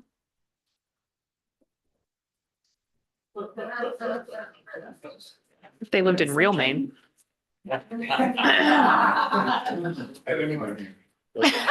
fighting words. I think one thing that would be helpful for the committee to make a more informed decision on this point is to see some numbers around the bright line if that were to shift, what is the difference? What is the cascading consequence? Just having a little more detail about that. I don't feel like I have enough information to weigh in on this issue that appears to be. What's that? I said I finally understand this. Yeah. In the discussions. Yes, I agree. Are there other sorts of information on this particular point around the New Hampshire situation that committee members think would be helpful? I think what's hard is we're sort of adjudicating between different entities that have different stakeholders and different expertise, and we lack we largely lack the same level of expertise. So I want to make sure in this position that we have whatever information we need to make a fair call on this one. That's challenging. Is there anything the CPA Society can provide that would be helpful to the committee? We're happy to put something together. We can't put numbers together. Yeah, not obviously like statewide numbers, but do you have any Representative Rudnicki? I could be totally off base, but could you do a mock tax return involving this? Like one that's current and one that what it would look like? Could you kind of put together a mock tax return? Because I'm a visual person on some of that, and when you're showing the numbers, Yeah. it makes sense to me. I actually finally, with what you said and what we've heard from, I'm finally understanding it more, but I'm a lot more visual on some of this stuff. It makes when it makes sense. So that's all. If you can, if you can't, that's fine, but it would help me. We can certainly put together like a simplified version of a tax return and then what specific side-by-side comparison would you like to see? To me, it's just for me, just looking. Representative Rudnicki, can you go on the mic? Thanks. For me, I'm loud enough that you get it anyway. But just looking at the side by side to kind of get an idea of what I was looking at, it just helps me on visually. It's nothing specific, but just to kind of visually see like what the pass through, like what without a pass through entity, and then what it would look like with a pass through entity, just to kind of get an idea. Oh, that we did get one similar. It's in our folder. Sorry. Okay, It's okay. trying to make sure I have this. We can do. Oh, I remember seeing this. Okay. If it would be helpful, and maybe we can do that following another conversation with Maine Revenue Services, just to see where we are. So we could do kind of a no PTET, CPA PTET, Maine Revenue PTET columns comparison. That would help. Thank you. Great. I'm also interested in knowing, to the extent we can, like what's the scale of the number of taxpayers affected in this decision and what's their size, if you will. And I don't know if that's something maybe Maine Revenue Services can help with. Yes, looks like it. Senator Bickford? I just wanted to ask, I heard you ask for some numbers a few minutes ago, and I just want to make sure. Maine Revenue, can they do a side-by-side, numbers wise, how these two compare? The amended version and the administration's version, what each one will cost the state? Yeah, so I think if that's possible for Tuesday, number one, continue to find agreement where you can. Because we are not the most qualified. None of us here is a CPA, or works at Maine Revenue Services. So to the extent there can be further agreement reached, we encourage that, number one. And number two, have an understanding of how does the fiscal note change? Does any of that change the fiscal note that we're already seeing in the commissioner's testimony? And then B, how does that compare to if we were to adopt, wherever there's disagreement, the CPA's versions? And understanding we don't have many days, so to the extent that it has to be sort of rounder numbers scaled, 1 million versus 10 million versus 100 million, I think we can operate with that. It doesn't have to be drilled way down. Representative Matlack? Yes, and now that it's gone right out of my head. You were asking a question, and I'm sorry, it did. It just went out of my head. I'll get back to you. That's okay. Representative Crockett? I'll look for it. Thank you. Thank you, Madam Chair. And I apologize if I missed this, as I've been bouncing between a couple of committees that are doing budget talks. The estimated tax system, is that as it says here, just a framework of how this will be put together? Or is this actual dollars? So the word extensive new estimated tax payment and penalty, then it says framework. Is that, is it a structure thing or is it a actual dollars thing? Well, it's kind of complicated because You're smart to run for that podium. I would say the CPAs have said that the governor's proposal is going to have this extensive new system, but I don't know if the Maine Revenue Services agrees with that characterization necessarily. So it's kind of an awkward, Daniel, come on down. what I heard was there wasn't really disagreement here so much, but we always like more information in this committee. Hello, I'm Daniel D'Alessandro, Deputy Tax Policy Counsel. I don't want to speak for the CPAs. I don't think that there's a lot of disagreement on this. There's a block of text that is in our language, but it's copying the estimated tax payment framework that currently applies to individuals. And so it's not a new thing. The CPAs have a change to one of the dates here, which we're looking at, but I don't think there's any big differences.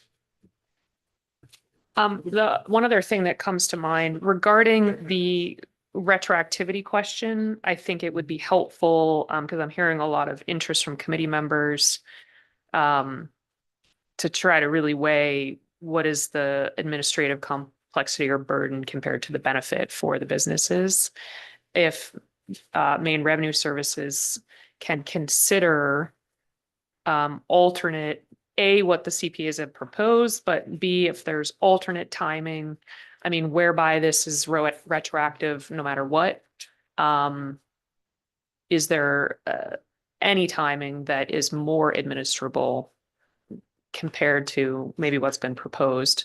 I'm thinking, hey, if I'm a business and I can make money back, but I got to wait 2 years to get that money back, I'd still rather get that money back than not, even if I have to wait versus, so if there's some more information we could get around, if the legislature opts to allow the 2025 retroactivity, what is the least painful way to do that for the administration, I guess is the question. So Sorry. I think the last time I was here, there was quite a bit of uncertainty at the federal level over what would happen to the SALT cap. That was resolved shortly after the legislature left. And since then, Maine Revenue Services, the Income Tax Division, not a small team of people, have spent really considerable time looking at this issue and how it can be implemented. And our income tax director is here and will be here for the next one. And he can come up and you can ask him all the questions about just the mechanics of what it would look like to roll out and how that would impact tax administration, the affordability checks that the governor has proposed. That's the same group of people. And you can see how it would impact other other priorities. Representative Matlack. Thank you. I finally found it.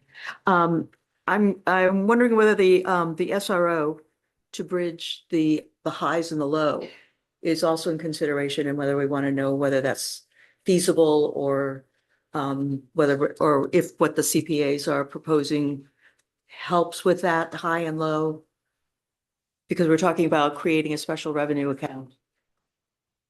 Yeah, so I guess any information about, or did different decision points smooth that out? Yeah. Right, is that, yeah, okay. So we can look at the numbers for that, but conceptually, retroactivity, we're not going to go back in time and file these returns. These returns are going to get filed fairly close under their proposal fairly close to the normal filing schedule. And so you would see the revenue up and then the revenue down. That's going to largely line up, but the extent we need to look at. All right. Well, I think we exposed where there needs to be more work, and we have sent people with assignments to help us make these decisions. Is there anything else that committee members are interested in asking questions about or discussing regarding the pass-through entity tax and where we're at right now? Okay. Seeing none, I think we will put a pause on LD 191 and pass-through entity tax discussion, take a 15-minute break to do whatever you need to do, because that was a lot of information, and then come back at 3:45.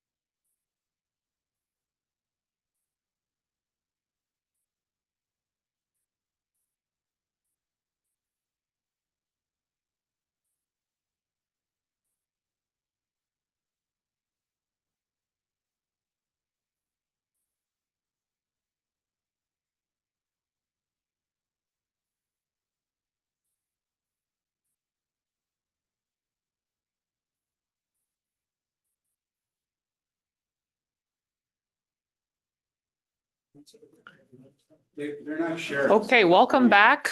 There are chocolate covered coffee beans if somebody's looking for that kind of treat. I needed to come on mic to tell everyone that.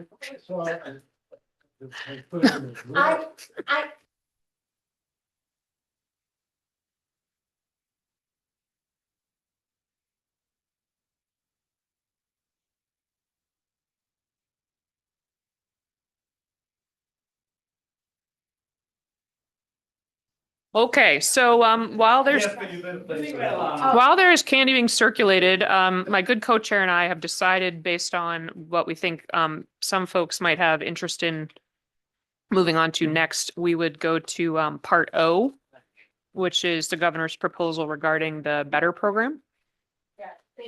Yep. And Thank you, ma'am. Two. discuss that, see where we need more information, et cetera. So Steve, is this a Steve job? No? I mean, sort of the extent of what I can do is I can read the summary. I will say that I did provide you with a report electronically that Opega did in 2020. They did a tax expenditure analysis on Better and Betty. I don't have it printed copies with me, but I did send it to you electronically, and obviously the department is here, and it looks like Ellen is handing out some additional information. But with that, I mean, I'm happy to read the summary, but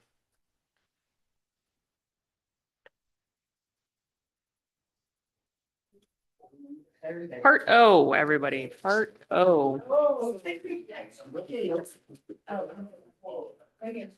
Steve, why not read us a summary? Sure. Just because everyone's flapping around for their Sure. papers. Right, yeah. So part O, sunsets Better, the business equipment tax reimbursement program. It notes that reimbursement is 50% for taxes paid during calendar year 2025. The final returns for the program have to be filed by March 1st of 2027, covering property tax payments made during calendar year 2026. And Maine Revenue Services will make the final reimbursements under Better on or before November 1st of 2027. Thank you very much. Are there any questions committee members have about what is proposed? Just the facts of it? We certainly heard a lot of testimony on this. So I think hopefully people are familiar with it. Yeah. So we have some more information here. Is there somebody from Maine Revenue Services, if that was the source, who can orient us to that? Thank you.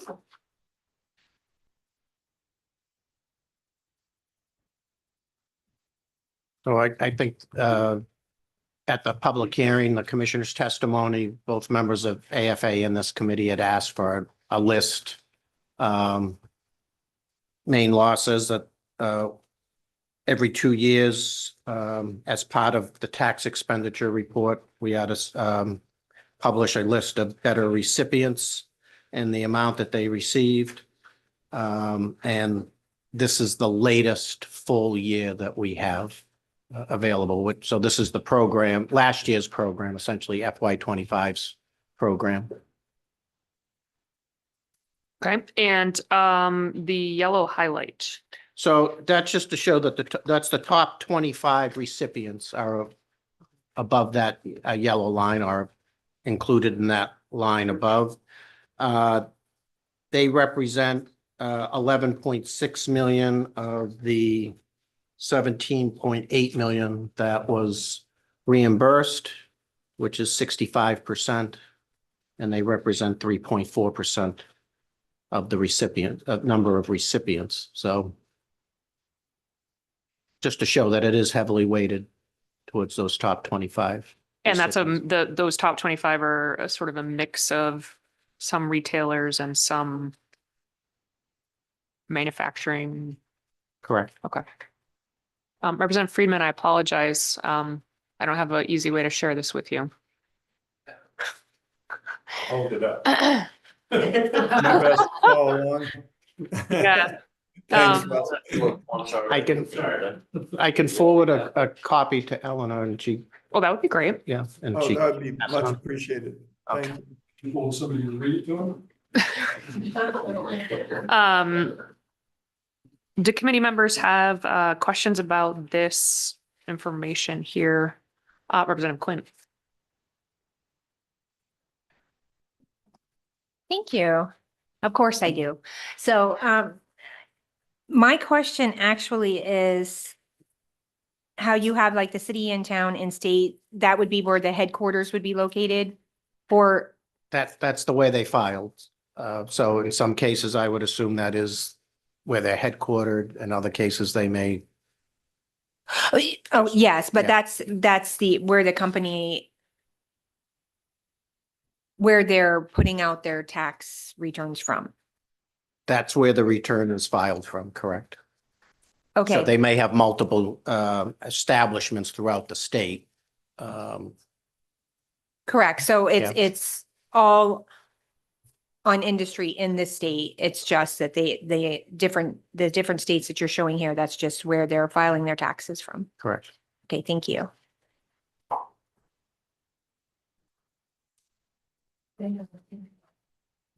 Representative Matlack. Thank you.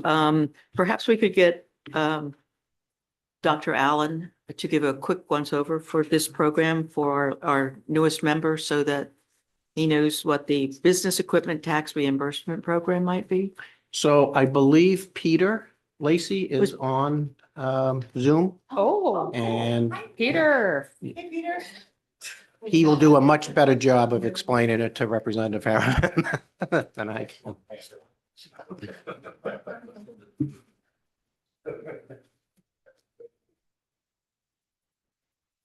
Oh, he's.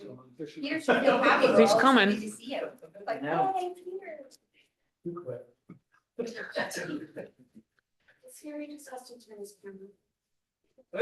Welcome, Peter. Good afternoon. Senator Gahowski, Representative Sayre, members of the committee. My name is Peter Lacy. I'm the Director of Property Tax at Maine Revenue Service.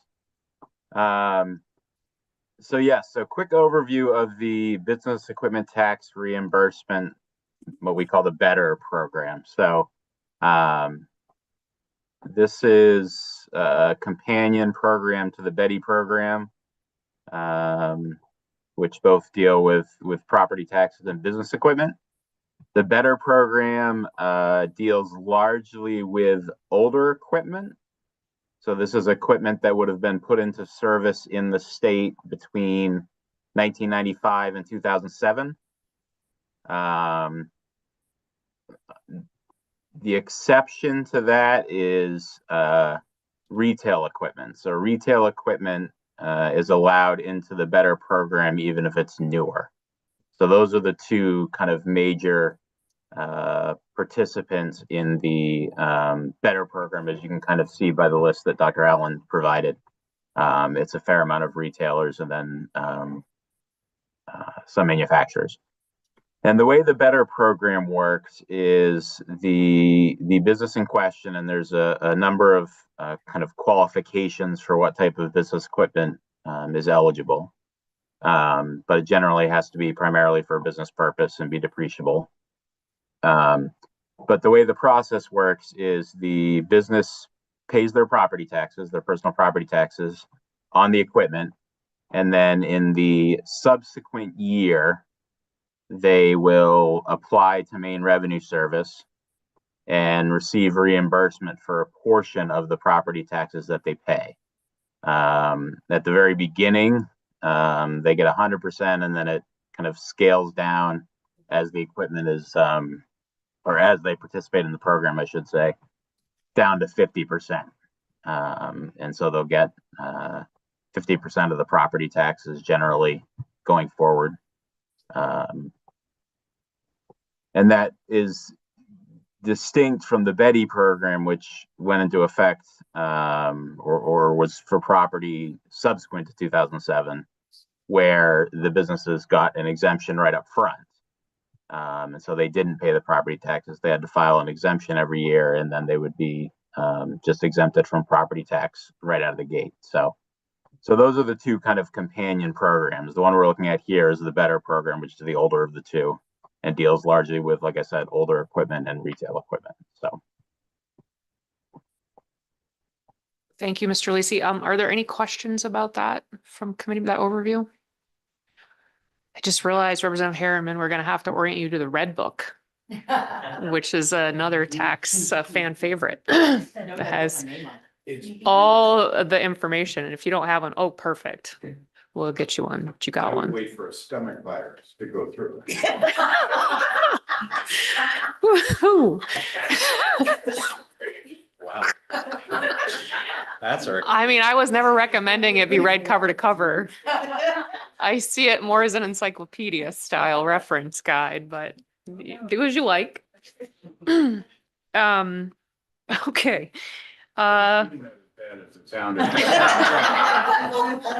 No shade on MRF. I just meant it's a lengthy document and I'd have to sit for a while. Dude, just please.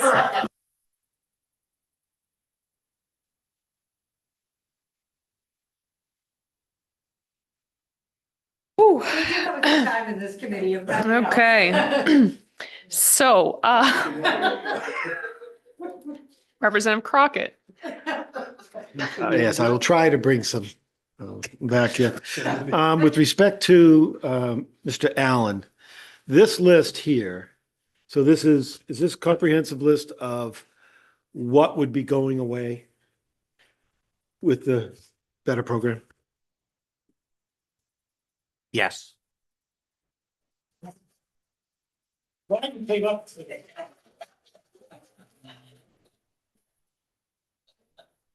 you for coming. I mean, some of this property, as Peter indicated, was placed into service prior to 2007. So some of it may be leaving the tax rolls. And so maybe leaving the program anyways, but Can I ask a follow? Follow up, Representative Yep. Crockett. Is there an alternative for these companies to recapture this lost tax break? well, there are certainly incentives that the legislature has put in place for new investment in the state. So a company that's going to invest heavily in the state, they'd be eligible, as Peter pointed out, for the business equipment tax exemption program, the Betty program. That's not being proposed to be changed. There's the Derigo investment tax credit, which is an income tax credit for investments that are made here in the state. Any of the conformity issues that the governor has proposed and the legislature may go along with, like R&D. Section 179, which is essentially bonus depreciation for smaller businesses, all of those would be available to them. So the issue with Better at the moment is it's paying out for property that was placed into service back prior to 2007. Some of this property's been getting reimbursed for over 20 years. The original Better program that was initiated by Governor King, you were only supposed to get reimbursed for 12 years. So when they made those investments back in between 1995 and 2007, the assumption was that they would get reimbursed for 12 years. When the Betty program came on, the legislature also extended the availability of Better beyond 12 years, essentially for the life of the asset. So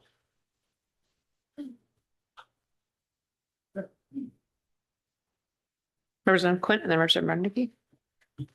Thank you. So the extension was for the life of the asset. That's what people were told at that time. yes, the level of reimbursement, the percentage of reimbursement declines starting in year 13 from 100% reimbursement down to 50% reimbursement years 18 and beyond. But yes, they would.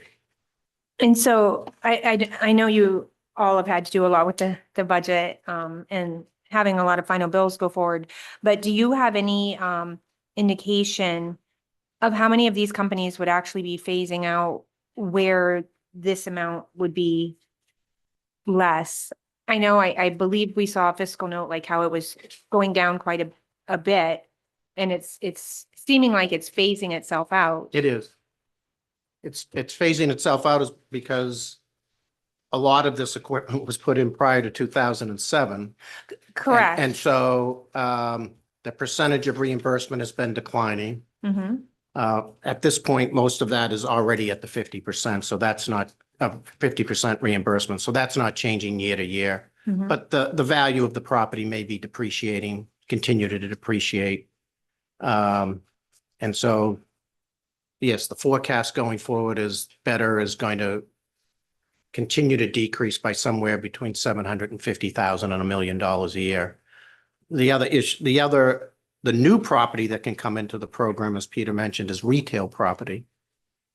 And that just doesn't have sort of the same value as a paper machine or, a large piece of machinery and equipment that manufacturing would have. So, But when prior legislatures, obviously I wasn't a part of them, but when they put Betty in, they did state though that Better would remain.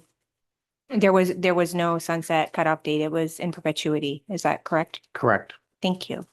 Representative Rudnicki? Thank you, Madam Chair. Dr. Allen, just going through this list a little bit, I'm just more curiosity than anything as to why, I've gone through and there's one business I picked out. It's like it's in there 4 different times. Is there a reason the businesses, we're looking at it 4 different, I'm looking at 4 different numbers for the same business? They might have a similar name, but they might have. Oh, no, different- it's all, I'm looking at like IDEX Labs. It's in here like, I've underlined, so IDEX is on page 2, for, a dollar amount. And then, I was just doing it quickly. They're on page 6 again.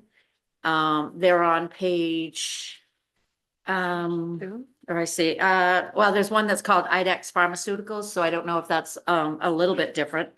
But it's the same Westbrook company.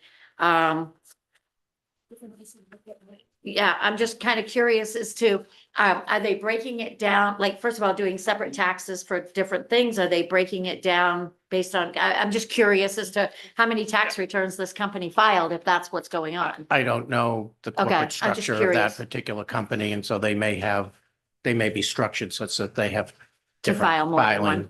entities. Okay, yes. thank you.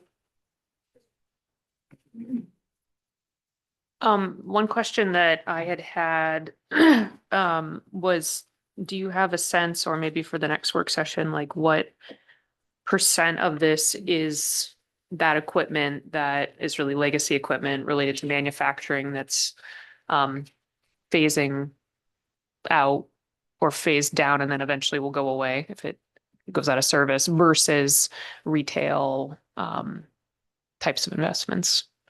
Yep, we can try to get that for you for Tuesday. I don't know how, honestly, Yeah, what like the I didn't know if detail your- of the return. If your looks like, database and- had any column you could sort by, or if it's more like you'd have to look at the names, then I guess I'd only be interested in sort of the higher dollar amounts. Like, I don't know that I need you to sort like $6 into a grouping, if you will. Yep, we can try to tell you what percentage of this is manufacturing versus retail, and we'll work with Peter's group to see if we can. Thank you. It Find doesn't that have to by- be like precise, but ballpark. Representative Crockett? Yeah, thank you, Madam Chair. I'm just gonna pick on the name on the top, Hannaford, since it's a retailer. Do they take advantage of both Better and Betty? And can retailers take advantage of both? They may, I don't know if they do take advantage of Betty, but they may. And you could have a business that is primarily a retailer, but they could have a manufacturing facility or a warehouse facility that might be eligible under the Betty program. Peter will jump in, hopefully. Hopefully he's still on, and he'll jump in if I'm wrong on that, but Peter has raised his hand. okay. And you can feel free to keep him in the panelist. Yeah, that might be helpful.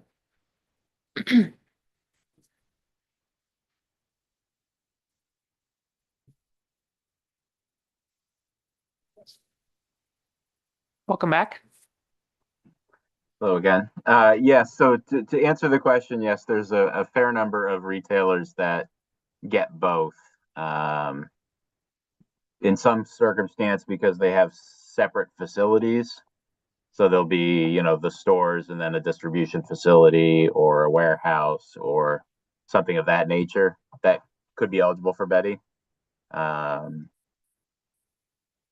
the retail, the way the statute defined for retail, it has to be equipment that's located at a retail sales facility. So at an actual kind of store where somebody's picking out product or whatever, and also engaged in some type of retail activity. So it's, or, you know, it has to be engaged in associated with that retail activity. So, so a lot of retailers get both depending on the equipment. That's very common. Senator Bickford, question? Yeah, thank you. Just to clear that up, and Mr. Lacy, I was kind of hoping you were going to highlight this. For those that may be listening, they can't claim Better and Betty on the same piece of equipment. It's just important that people understand that. That is correct. Yes, it's got to be one or the other.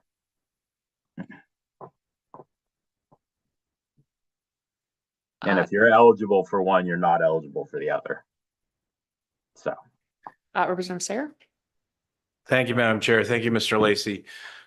Is it the entity or is it the property that's only eligible for one or the other? I thought an entity could file under Better for certain equipment and under Betty for other equipment. Am I mistaken? No, so it's the property itself that determines whether it's Betty or Better eligible generally. There are specific entities that are excluded for particular reasons, public utilities, things like that. But as a general rule, it's the equipment and how the equipment's being used and its age and et cetera, as we talked about, that determines whether it's Betty or Better eligible. So an individual entity could be filing both a Betty return with the town and a Better return with us. Representative Crockett? Yeah, thank you, Madam Chair. Just to try to get a little clarity. I know Hannaford, for example, has over 70 retail stores in the state of Maine. I'm assuming these numbers here are from those store locations. They also have 2 warehouses in the state of Maine. If the Better program goes away, it sounds like they cannot file their stores under Betty. Would that be correct? That's correct. Yeah, retail is excluded from Betty, just by definition in the statute.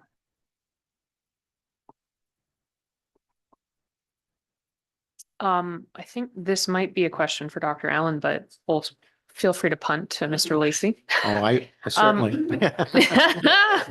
I noticed in the commissioner's testimony, you know, it's mostly technical about what the change is, but there's sort of a couple comments, if you will, about the justification for this proposal. You know, comments like the repeal of Better would also end an unnecessary subsidy for certain retail property. You know, if you could just help us sort of better understand, not to better, whatever, you know, more fully understand the governor's policy rationale for this phase out. So the purpose, as I understood it, of the Better program was to incentivize companies to invest large property in the state. Capital can be easily moved, right? We all know, you've heard it many times. You can put the paper machine in Maine, you can put it in Minnesota, you can put it in China. But retail property is locating where there's a market for the product, I assume. And so it's never been quite clear why retail property needs to have an incentive or the removal of a disincentive. If there's a market there, the business presumably is going to locate there to take advantage of that marketplace. Whereas investment in, large equipment where maybe it needs to be in the Northeast for other reasons. But it can be located in any number of states.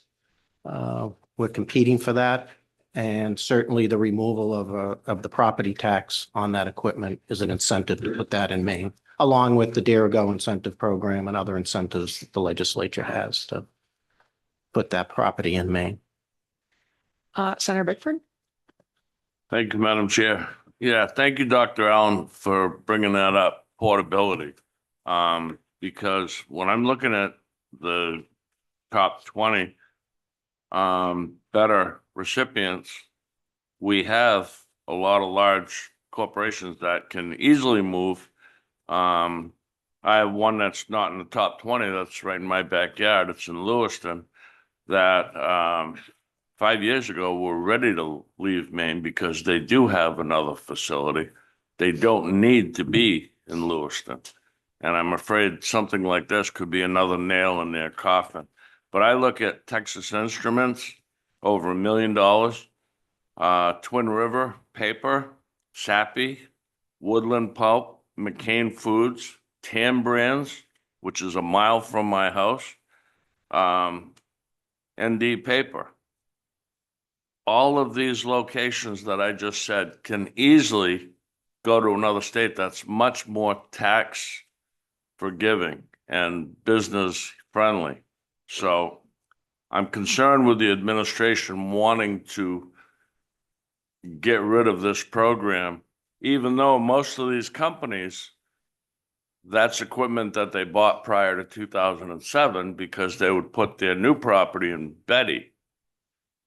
But you still have the retail outlets, Hannaford, Shaw's, Irving Oil.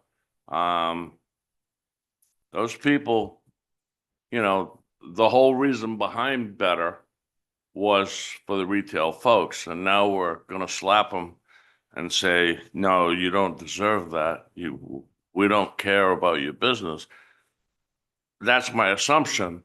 I could handle leaving a 12-year limit on Better, possibly, but to eliminate the program would be, I think, devastating for some of these companies, especially, and I got to take that back on a 12-year because a lot of these paper companies, they need that. I mean, for them to survive, we've lost so many paper companies in Maine. I would be definitely afraid to lose another. I toured Twin Rivers probably 5-6 years ago, and great location up in Madawaska. Didn't enjoy the drive, but You feel my pain. yeah, I'll get off my soapbox now, if that's okay, Madam Chair. You're welcome to step down. Are there further questions for committee members? I don't know that we need to, I don't feel personally ready to vote on this today, but I want to make sure we can get the information we need. Representative Sayer and then Representative Quint. Thank you, Madam Chair. And these are going to sort of be more contextual musings followed by, is that correct? So Classic. Public hearing, That's right. I'm looking for confirmation that I'm thinking about this the right way.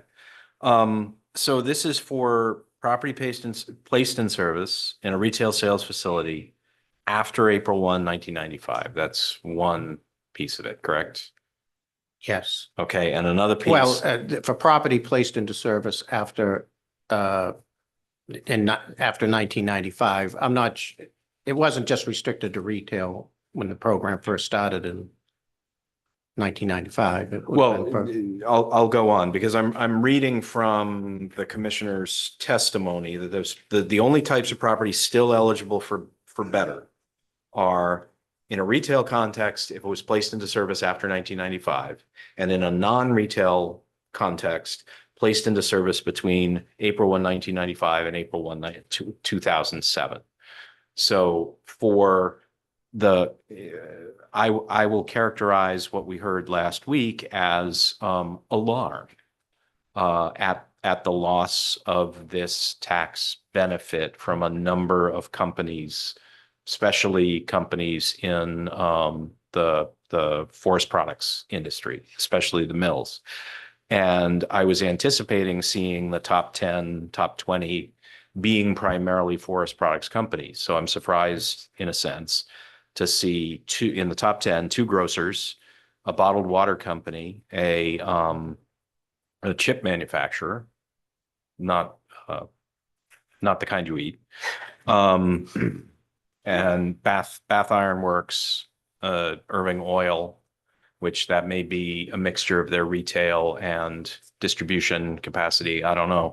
So it's a real mix, but I think what characterizes all of these entities is they have capital investment in equipment that's in place, has been in place for 20 years plus, 19 years plus, that still has value. So it's all very, well, the retail is a different story, but it's a mixture of retailers and then very capital intensive companies that, since Better was extended from having a 12-year sunset to being permanent, have been operating with the assumption that that capital was eligible for this tax relief each and every year in perpetuity. Is that, Yeah. so far so good? I understand the situation. Okay. Yes. Thank you. Now, another question. If I'm I'm actually kind of surprised, given the state of chip manufacturing, that a company in such a fast moving field still is recognizing $1 million in reimbursement on equipment. They're still using equipment that was installed prior to 2007. That's just a surprise. It surprises me less that Mills, bottled water company, Irving still have a lot of value. A lot of their capital is tied up in equipment that's still in service and is 20 plus years old. But what? Well, it's gas stations. Yeah. Yeah. Same. But I imagine they have distribution capacity as well in the state. I don't know if that's an important detail to differentiate at this point. Well, no, I'm just Carry trying on. to, Yes. So understanding that there's half this benefit goes to these top 10 companies. That's the way I do the math. You got to 65% at 25. I got to 50% at 10. And what characterizes these as are companies that have substantial capital value that's 20 years plus old. My question is this: is there a policy benefit to the people of Maine, aside from the tax expenditure savings, of removing this incentive for these companies? Do we expect that we will incentivize them to update all this equipment so that it now qualifies for Betty? Or is there any other public policy benefit that, other than the revenue savings, in proposing this? Because the shock we heard was, this is sudden and unanticipated, and it's a lot of money. I think legislature, the governor, the legislature has to have a balanced budget. And there's a lot of proposals in the governor's budget dealing with conformity.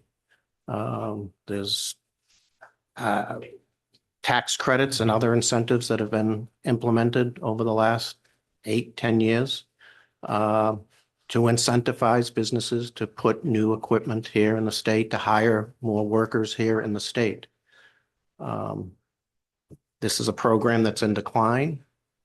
It's a program that I couldn't tell you off the top of my head the percentage, but some percentage of this is going towards retail property, which again is usually not something you try to incentivize because there's really no the incentive is that there's a marketplace for their product to sell, and that should be enough. It really is this mobile capital that you're trying to incentivize. And certainly, again, things like Betty, Derigo, food processing credit, paper processing credit. I mean, there's just numerous credits the legislature has enacted to get that capital invested here in Maine. And the governor's conformity bill certainly goes towards expanding on that. And that costs revenue, and I think it's, so again, part of a package of property tax changes to try to simplify and modernize to some extent the property tax by simplifying the homestead exemption, combining that with the veterans and blind exemption. So it's easier for taxpayers to apply for one homestead exemption as different tiers to clean up, as this committee has worked on over numerous sessions, the veterans exemption, to try to make that simpler and more available to veterans, to increase the reimbursement to the municipalities. This is a program that's declining, and it's one that's been proposed to be phased out in various ways over the years. Given the other budget constraints, this just seemed like the time to finally phase it out. Thank you. Representative Quint. Yes, thank you. This is more of sort of like a historical question. I know that this was put in by the legislature, and then they brought Betty in, and they still chose to keep better. They extended it, and they extended it in perpetuity for a reason, and I know that they're not like binding us with that. However, my question is, with like the Dirigo plan and the Pine Tree redevelopment zone, you would have the legislature bring in a bill and say, we want to try this new tax incentive, and we no longer need this one now because this is what we're trying to do. Has this happened before in a budget where the legislature has not been involved other than being presented from the governor to do away with a program entirely in a budget, as opposed to having a bill come forward to say, this is how we're going to replace it? Because whenever we're asking, like, is there something to replace this? Well, no, other programs are listed, but all of those programs are for future investment. This is something where people have already invested and we made a commitment there. But if we ever had before where a governor's budget has just come in and said, hey, we're just going to get rid of this program. There have been various budgets over the years that have had proposals to repeal credits, both at the individual level and the corporate level. There have been budgets in previous administrations that had tax reform proposals that had new incentives and were repealing old incentives. The Dirigo investment credit repealed the Pine Tree Zone program. So to follow up. And that's exactly what I'm speaking of. There's nothing in this one to replace what we're taking away. And this isn't where a credit is being added to help someone further. This is where we're taking away something that's already helping someone. And I like looking back, I tried to see if this had happened before. And so from what you're saying, that this isn't a usual practice. Normally you're saying this one's being taken away because this is replacing it. This is just, we're taking it away, even though we told you that you would be able to have it. And it's not where like an additional credit is being added that what they would be able to actually take advantage of. They would have to do more to be eligible for it, as opposed to the investment that they already made. Am I making sense? I guess where I would disagree with you is the governor's budget proposes conforming with basically all of the OB3 items that pose a direct conformity issue to the state, with the exception of bonus depreciation. And that's obviously has a significant impact on state revenues going forward. And in order to include that in our budget, the state has to have a balanced budget, unlike the federal government. The governor is proposing to conform to practically all of it in one way, shape, or form. And this is one way of helping to offset that. It doesn't clearly does not fully offset the impact of conformity to the OB3. Just in the interest of time, because I want to make sure we can touch on all the issues and see what questions committee members have. I think we're going to have opportunity on Tuesday to discuss the policy merits more, but I don't want to keep ourselves and our staff here like after dark. Oh, it is dark later, which is nice. So if it's all right, I want to just ask committee members if there's additional information that you want to have by next Tuesday to be able to make a decision on this proposal, as opposed to getting into a a policy debate, if that's all right. Senator Bickford. Yeah, thank you, Madam Chair. What is, and you may have presented it to us, I'm not sure. What is the total dollar amount of the business equipment tax reimbursement savings by eliminating the program? So at the I didn't. last page. It does have a total. Now, this is, Oh, I'm this is sorry. last year's program, FY25, so Okay. it cost 17.8. The first year of the governor's proposal would affect better reimbursement next year, FY27. Oh. And the savings is roughly $7.5 million or so. So the program's expected to cost about $15 million next year. And then ongoing, roughly in that range of savings. So what are we paying for with this out of a $248 million surplus that we already have? Why do we need this money in addition to that? Because as the fiscal note shows for the governor's budget, there's a significant tax reduction for conforming to portions of the OB3. Plus, there is a proposal to expand the veterans exemption and increase reimbursement to municipalities for the veterans and blind exemption. That's expected to cost about $5.5 million a year. So. Okay, so just those items alone are gonna take out the surplus? The tax proposals in the governor's budget far outweigh the revenue pickup from repealing the better program. The 248 million is part of a bigger budget. I understand that. of I don't want to spending get and in, taxes, yeah, right? Well, I don't want to get into yeah, AFA. yeah. I understand Yeah. that, but I just don't understand.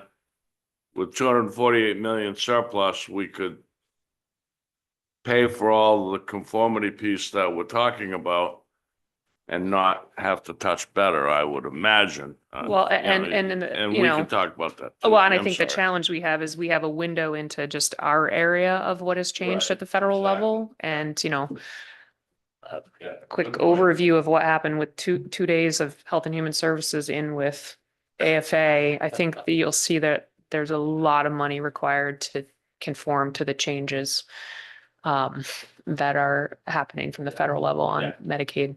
So it just, needless to say, all that surplus is not there for us to spend or think about, I guess, within our own silo. Representative Sayer. Thank you, Madam Chair. I believe I heard Senator Grahowski ask for a breakdown between retail and non-retail. I'm trying to put this in the context of the state's economic development strategy and knowing how much we've put in place to incentivize certain types of businesses and certain aspects of business operations. With one hand, would want to see that this was consistent with that. So my ask is, if it's possible, to break down the non-retail portion of this by the segments of the economy that are in those 7 priority segments of the state's economic development strategy. Because I know it's not. Would it be possible to do something like that? We can try for Tuesday. I just don't know. I don't have the detail like Peter does as far as what's on that form and how much detail we can get into like that. I think anything that would give us a picture of, because we're doing very different things with tax policy here. On the one hand, we're talking about conforming with a very significant incentive for R&D. And so companies that are R&D heavy are poised to benefit greatly. We also have a number of companies on this list that seem to me to be very capital intensive and not necessarily very R&D heavy. And they are lining up for a big penalty. And then we have major retailers who, I tend to agree with you, they're going to do business in Maine because there's a market in Maine, and it kind of doesn't make sense to me, listening to you, to be continuing to give them an incentive on their business equipment because, it's sort of baked into the model of being a retailer that you need to have your entity where the market is. So that's why I'm trying to get at that. If there's a way to sort of dig into the nuance of this a little bit more and maybe make this policy a little bit more refined.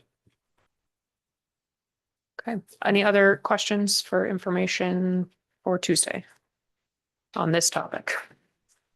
Okay, let's set it aside for the time being. Yes, thank you everyone for the information. While we're on the topic of property tax modernization we could go to one of a different flavor, which is part M.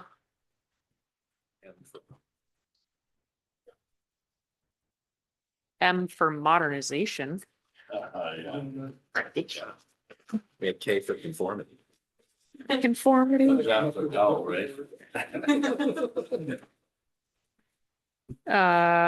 All right, Steve, are you getting us there? Maybe. Two papers here. So maybe it might be helpful to sort of set the scene, and if I just read the summary, if that would Sure, be helpful. that'd be great. That's Thank sort of you. the extent of my knowledge. on Yeah, on this stuff. fair. Um, You're very good at reading out loud. Lots of practice in school. So this part consolidates the existing homestead, veterans, and blind exemption into one tiered homestead exemption. The base exemption is 25,000, and there are additional tiers for blind persons and veterans. And those levels of additional exemption for veterans, depending on their age and disability ratings. New veterans additional exemption eliminates complicated service period and age and disability requirements that exist in current veterans exemptions. All veterans are eligible for at least some exemption. The part repeals existing veterans and blind exemption. It better organizes administrative provisions for the homestead exemption. It adds municipal reimbursement for all veterans and blind, since they're now part of homestead, at the existing homestead reimbursement rate, which is 76%. Amends the abatement and the municipal veterans assistance program statutes to reflect the new veterans exemption language. Removes a reference to the existing veterans exemption and adds a definition of veteran to the property tax fairness credit statute. And it also directs the state tax assessor to publish updated guidance implementing and explaining the consolidated homestead exemption, including the transition and continuation of eligibility provisions of section B15 of the Act. Thank you very much. I think the most salient question that I have is if we can hear how, salient to me anyhow, we can hear how this proposal differs from what was in LD 888, I believe, from Representative Himes, and then also the bill from Representative Briggio about the blind exemption that are sitting on the appropriations table. I understand that it's one of the changes is it's putting everything at the 76%, but were there other technical changes or policy changes regarding which veterans are eligible for which levels of exemption based on disability ratings, or is that all materially similar to LD 888 and the Briggio bill in the case of the veterans exemption? Dr. Allen, come on up. Blind exemption. What did I say? Veterans, thank you. Blind exemption from Briggio. And again, Peter can jump in if, hopefully he's still on, but it was our intent to essentially take Representative Hines' bill. Okay. And put that in here. The committee had, and Maine Revenue Services had worked with Representative Himes and then worked with the committee. The committee put a lot of time into it. We figured why reinvent the wheel?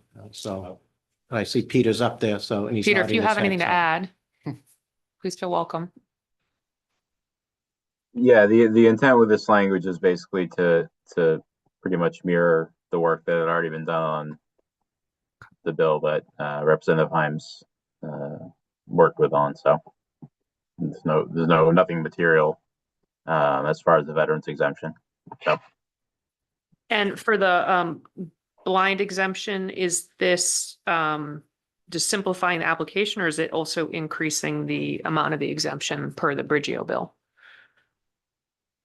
I believe it increased it as well to 5, but I have to look at the language. Yeah, we can double check that. Senator Bickford? Thank you, Madam Chair. Just curious. Now, I know with homestead exemption, the first year you own your house, you can't claim the exemption. Is that right? And then You the haven't second, owned a home in Maine. if you haven't owned a home in Maine, Right. So if I move from my current home to another home in Maine, I can carry my homestead exemption with me. yeah, If I but if move I'm into a the state for the first time, purchase a home, I have to wait a year. 1 year. Yeah. Now, how does that relate to veterans and blind? Do they have to wait a year also, or do they immediately get that? Peter? Since it's now part of the homestead exemption, it'll fall under the same 12-month. Okay, so they have to wait a year? They'll have to wait a year, correct? And does it go April to April or just a year from the It's 12 months prior to application, so it'd be April to April. Okay, all right, thank you. And now I'm concerned, I'm not clear. So Peter, were you saying that the veterans currently don't have to wait 12 months, but if we streamline it, then they do have to wait 12 months, or they currently have to wait and they still have to wait?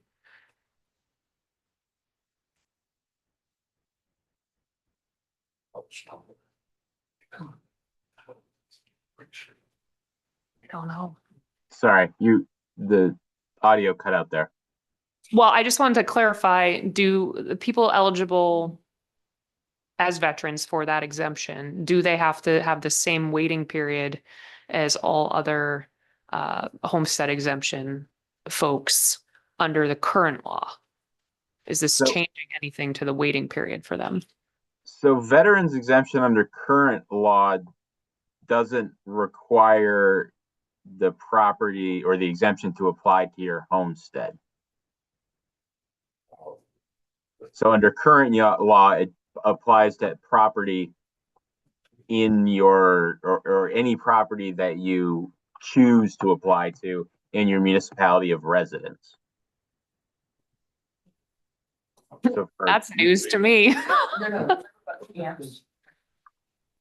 So maybe somebody else can help me with this, but I did not remember that. You could have a camp and you could apply it to your camp. Yes. Obviously, the as long as it's in the town you live in. As long as it's in the same town. But materially, from a tax savings perspective, it's the same amount because it can only apply once. So okay, so it doesn't. Yeah, okay.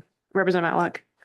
Yes, I think the camp, as it were, was put in for those folks who may not live in a home per se, where they would be able to benefit from the homestead exemption. Maybe they lived in a condo, but they also have a piece of personal property like a camp that they could apply it to. We're still confused, Peter, about if the person is applying it to their home or their camp, whatever it is, do they have to wait that same 12-month waiting period under existing law? No, not under existing law. Okay, so the sort of consolidation of this, if you will, into one application would change that status for veterans.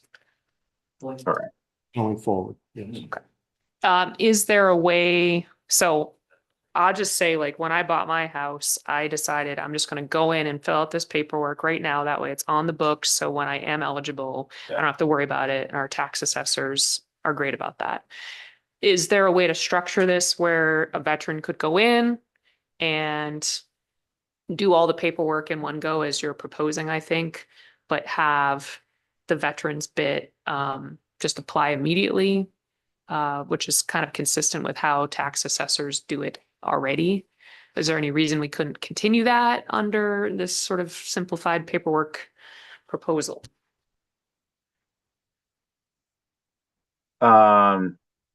As the language of like the proposed language is structured, no, because the veterans exemption is part of the homestead exemption now. So if they weren't eligible for the homestead, they wouldn't be eligible for the veterans portion of the homestead until they were eligible for the homestead piece, if that makes sense. Mm-hmm. Makes sense. We have to decide what we think about it. Senator Bickford.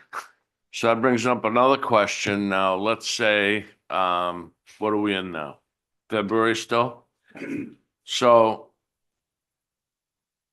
the supplemental budget goes through, gets enacted, takes effect. Somebody that bought a house prior to that going into effect is a veteran.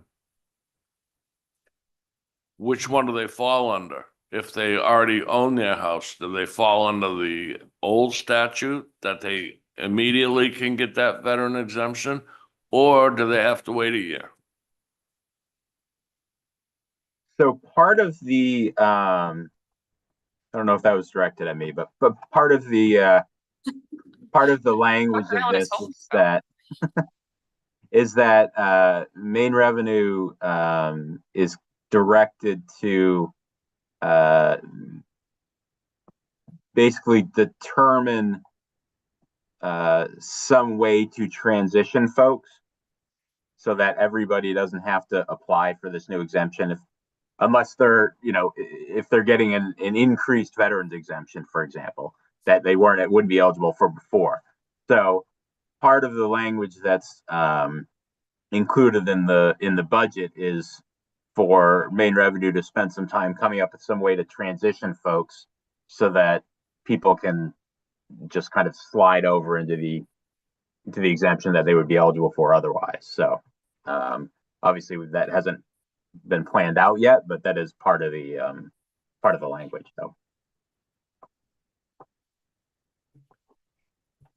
Okay. Are there further questions from committee members on this portion of the proposal?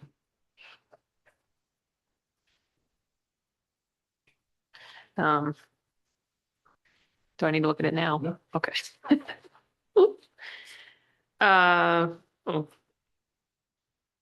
So I guess I do have a question, which is right now, if a person is a blind, disabled veteran who served within a certain periods of time that are eligible, are they eligible under the current law for the regular homestead exemption, the veterans exemption, and the blind exemption? They're all stackable, yes? They're all stackable, yes. Yeah. And this doesn't change that. It just sort of streamlines how it's administered. Correct. So basically, instead of if you're a blind disabled veteran with a rating, either no rating or a rating below 60, you'd end up with the $25,000 for homestead, the $5,000 for blind, and then I think it's 10,000 for veterans with no disability rating, depending on age. So you'd end up with this. What is that? $35,000 homestead exemption, $40,000 homestead exemption, something like that. So. Okay. Representative Swallow.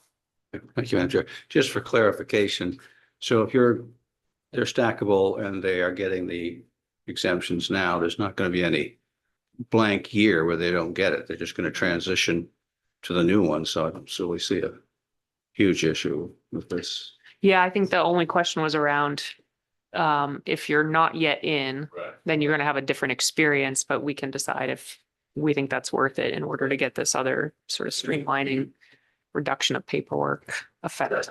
The one other question that I had was with this reimbursement increasing to 76% across the board, but also some of the exempted amounts increasing, do we have an estimate on how that balances out for the municipalities in terms of foregone tax revenue? Does that make sense? The delta? I think it's, I mean, the 76% isn't going to change for homestead, so that's Yeah. a wash. Peter will tell me if I'm wrong, on the current blind exemption, we don't reimburse at all because it was prior to 78, Peter. Correct. Yeah, we don't reimburse for blind. So now the municipalities will get reimbursed for the full amount at 76%. And the same on the veterans exemption, there's some portions of the veterans exemption that the state does reimburse on, and there's some portions of the veterans exemption that existed prior to 1978. So we don't reimburse on, and what we do reimburse on is 50% reimbursement. Correct. But now the municipalities will get 76% on all of it, regardless of whether some of it's 378 or not. So I'm sure there's a scenario where the towns maybe lose, but I have to believe they gain on this because the whole thing's going to be reimbursed at 76%. Right. And in some instances, the veteran is now going to be eligible for a greater exemption. So Yes. that's where the loss would come from. But some of what they might have been getting was 0% reimbursement, and now it's coming in at 76. So, Right. okay. And I think we mentioned there's a fairly significant increase in the number of veterans that will be eligible Yeah. under this Right, proposal. right. Because now, regardless of you served your nation, you were honorably discharged, you're eligible for a veterans exemption. Yeah. It's not. Yeah. Great. Any other questions on this proposal? Okay, I think we'll set that one aside. The stew on till Tuesday. Last but not least, Part K for conformity.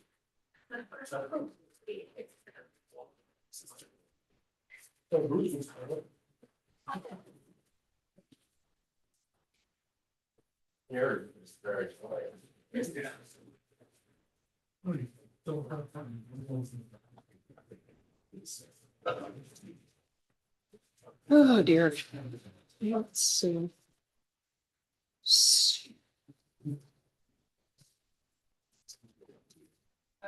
Would you like me So to read the summary? Yeah, well, the Part K summary has a number of bullet points. Maybe it will make sense to just do one at a time. Okay. The first one, though, I think is kind of understood by all, well, I shouldn't say that. We'll start with the first one. Okay. So the first bullet in Part K updates references to the United States Internal Revenue Code of 1986 contained in the Maine Revised Statutes Title 36 to refer to the U.S. Internal Revenue Code of 1986 as amended through December 31st of 2025. Which I think was the entirety of LD 2010, right? Yes, yep. So that's sort of the standard, change the date, and then anywhere that there is decoupling, it's written into the law that that has happened. It's the standard practice there. Second bullet point here. So the second bullet point phases in Maine conformity with the IRC 17AA deduction for domestic research or experimental expenditures over the period of 2026 to 2030, with the exception of small businesses that meet the gross receipts test of IRC 448C, which may apply IRC 17AA as specified in the code and the act to provide for reconciliation pursuant to Title II of H. Con. Res. 14, Public Law 119/21. I'm sure I have no idea what I just read. I think I know the shorthand for it, but this is the R&D conformity portion. Is there anyone from Maine Revenue Services who wants to just give us like a 3-sentence layperson's description of this? 3 sentences. Well, you don't have to be 3, but my point is like not 30 minutes, you know. Yeah.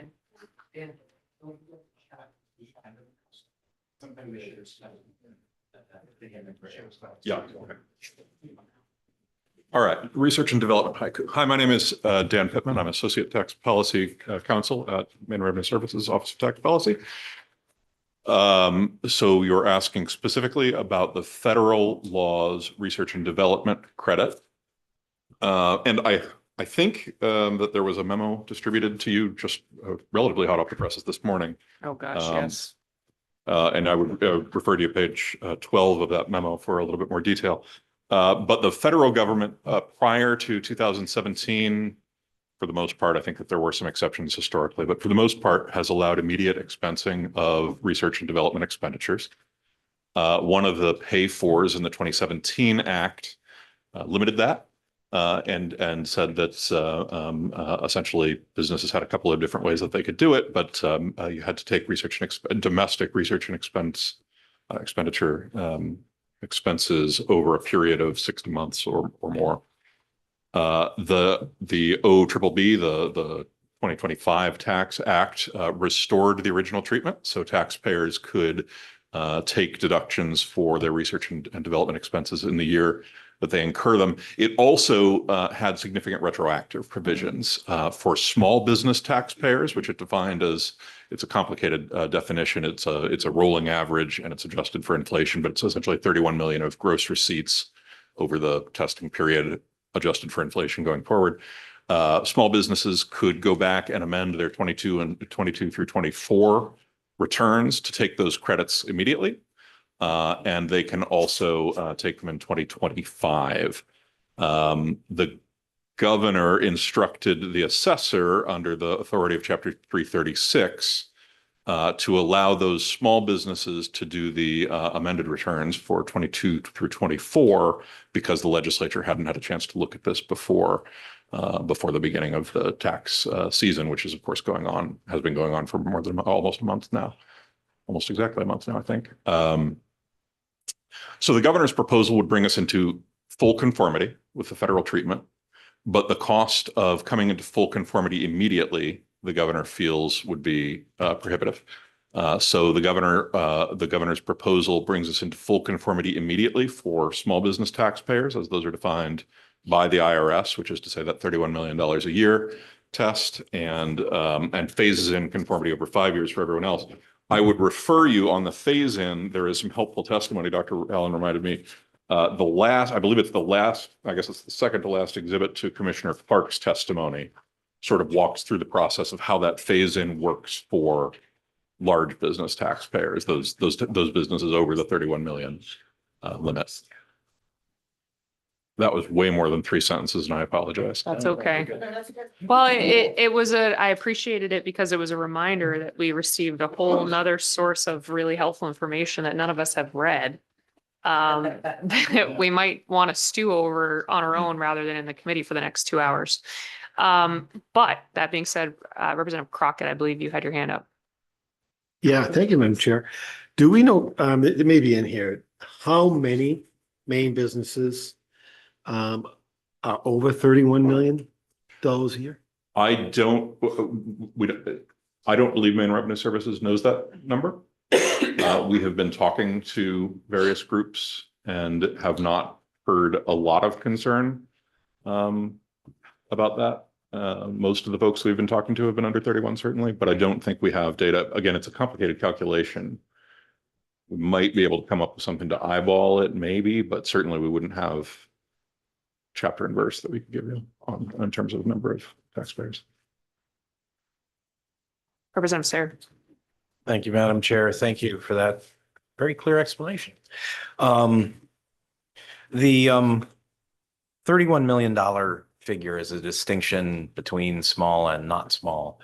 Are there other things in policy tied to that? If Maine were to look at trying to manage the cost of this by pegging small businesses at a different size, would that create confusion because of the, Sorry. no, It certainly could. It depends how we did it. If we had a situation where, so the $31 million is relevant for two things. It's relevant for your ability to retroactively amend your tax returns, and we're talking federal law right now. Retroactively amend your returns for 22 through 24, and it also affects your ability to take this in 2025 if you don't retroactively amend. If we had a situation where some business taxpayers were able to retroactively amend for 22 through 24, say you set the limit at $20 million and you have a business that's 15 million, that would be easy enough. Somebody that's at 25 million, they get to amend they opt to amend their federal returns. They probably already have opted to amend their federal returns. They've probably already been working with their accountants since last summer on that. But they wouldn't be eligible to amend their returns at the state level. That would be very complicated. That would be very complicated. I think it would be less complicated in terms of taking it in 2025 to just set a different limit. We would have to think carefully about how we would measure. We would have to think very carefully about how we would measure the revenues to make sure that our numbers either were consistent with what the feds were asking for the calculation of the 31 million, or be very, very careful in designing that test. But I guess I would say, time travel is one of the more difficult things you're asked to do. And to the extent that we're talking about modifying and creating a new decoupling from the new federal regime for prior years, that would be pretty tricky. Representative Sarah? just a quick follow. So what I understand from what you've just said is that there are companies that are already acting on what we knew the governor was doing as of October for companies $31 million in revenue or below. And to change that figure now would put any company between 31 million and the change in a kind of limbo that would be problematic for them and problematic for MRS to try to disentangle. Yeah, Am I getting that? I think you're right. I can't say that we've talked with folks that seemed interested in filing amended returns. I don't know that I don't know if any have actually been filed yet. Certainly not in that, let's call it 20 to $31 million gap. But assuming that there are companies out there, which I suspect there are, but can't, confirm, then yes, that would be a real complication. Senator Tippin? I would imagine companies, though, that fall in that gap and are making that much in revenue would probably have an accountant that could handle that kind of thing. I mean, would that be your experience? Anyone who's looking at deducting research and development expenses has competent accounting help. All right, thank you. Is there additional information the committee wants to request on this topic for next week to consider? Okay, I think we'll let it sit. Thank you. And look at the next one. That may or may not be. I don't know. We'll find out. But you can leave for now if you want. Okay. So. No offense. So bullet 3 allows a subtraction modification for charitable deductions claimed by non-itemizers on their federal income taxes equal to 50% of the federal deduction in tax year 2027 and 100% of the federal deduction in tax years after 2027.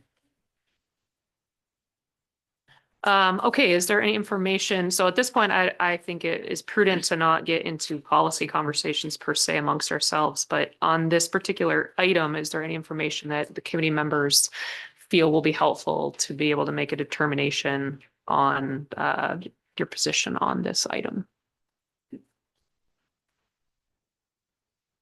Okay, not necessarily the last call, but the last call for now. Next point. Bullet 4 says that this part decouples Maine from federal provisions, allowing corporate taxpayers to immediately expense certain qualified production property constructed after January 19th, 2025 and before January 1st, 2029, and placed in service before January 1st, 2031, by creating an additional modification to reflect the additional federal depreciation claimed in the first year, and by allowing subtraction modifications in subsequent years to reflect the depreciation taxpayers would have been eligible to receive in those years had they not elected to deduct them in the first year. Senator Bickford. Thank you, Madam Chair. Now, this is one area that we, for a long period of time, have decoupled. Is that correct? With depreciation? I have no idea. I'm seeing heads nodding yes. Okay. A head nod To narrate works for for the me. listening audience. All right, thank you. Are there other questions from committee members on this point? Certainly, I'm hoping that if I have any, they'll be answered by this document, where I'll be spending my weekend. Did you want to make a point for us? Okay. Oh, okay. Got you. All right, next point. So bullet 5 says this part maintains the current Maine standard deduction for tax year 2025, increase the standard deduction for tax year 2026, and further increases by conforming the Maine standard deduction with the federal standard deduction for tax years beginning on or after January 1st of 2027. It also repeals expired standard deduction and personal exemption provisions. In addition, it maintains the current references in the Maine dependent exemption tax credit to the federal child tax credit going forward, and repeals provisions referencing the personal exemption, which are no longer needed after the federal enactment of the Act to Provide for Reconciliation pursuant to Title II of H. Con. Res. 14, Public Law 119/21. I just want to clarify my understanding. So I think what the federal government did was essentially like an inflation adjustment to the standard deduction. And then they said after that, they're going to peg it to inflation. And so that's what we're syncing up to. Is that a correct understanding? Not seeing heads nodding yes or no. Dr. Allen's going to help put a finer point on it. I think they merely adjusted 2025 up by 750 for singles and 1,500 for joints. And then it continues to be indexed for inflation like it always has after that. So it's sort of Okay. a one-time Oh, okay, adjustment fair. up. I Thank you. don't think it had anything to do with inflation. It was just, So, okay, I had sort of conflated that the number might have been because they were like, oh, inflation was extreme, but we already adjust for inflation. it was already Okay. adjusted. Thank you for clarifying that for at least me and maybe others. Are there other questions on this particular proposal? Okay, Steve, let's go to the next bullet point. Thank you. Bullet 6 updates a reference to global intangible low tax income to net CFC tested income to align with the federal income tax change. Senator Bickford. Thank you, Madam Chair. So we're conforming with the federal with regards to guilty? Is that what you're telling us? Is that true? Okay, thank you. I'm seeing heads nodding yes for the listening audience. Okay, thank you. I'm thinking about chlorofluorocarbons over here because that's my background, but that's the wrong acronym. Any other questions on this point at this time? Okay, let's go to the next one here. And bullet 7 repeals the employer credit for family and medical leave for tax years beginning on or after January 1st of 2026. Questions on this? I don't really know enough about it. Rep Crockett, help us out. I'm not sure I can know any more than yourself, but thank you, Madam Chair. Something that gives me a lot of pause on this particular bullet is we've had a lot of discussion on paid family medical leave over the last year and a half. And everything we heard was well, we don't want to make any changes until it goes into effect and we can see what happens. But now we're proposing a change and it still hasn't gone into effect until next month.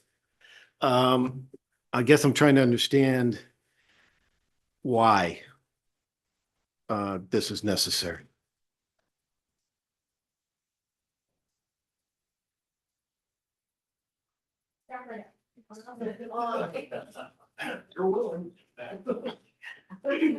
Sorry. Daniel D'Alessandro again. So this one has a provision in the bill, but it's a little bit more complicated than that. Under current law and under current Maine law, before we've conformed, and before this 03B, the paid family medical leave credit was scheduled to expire. It was scheduled to expire at the end of 2025. And so kind of the base law that we're working at has the paid family medical leave credit expire and then get replaced by the paid family medical leave program, right? That's going into effect in Maine. At the federal level, they've now extended the federal paid family medical leave credit, but they don't have a paid family medical leave program, right? They just have the credit. And so now for Maine, we have a credit that's based on the federal. It was scheduled to expire with the federal. Now that we're shifting to the new program, we don't need both credits. And the paid family medical leave credit has an exception. It doesn't cover costs mandated by state law. And so if you left it on the books, you would expect it to really shrink. And it's just, we have a comprehensive program in Maine, unlike the federal government. And so we don't need the federal program, the credit based off the federal credit. Senator Bickford. Thank you, Madam Chair. I want to follow up on that.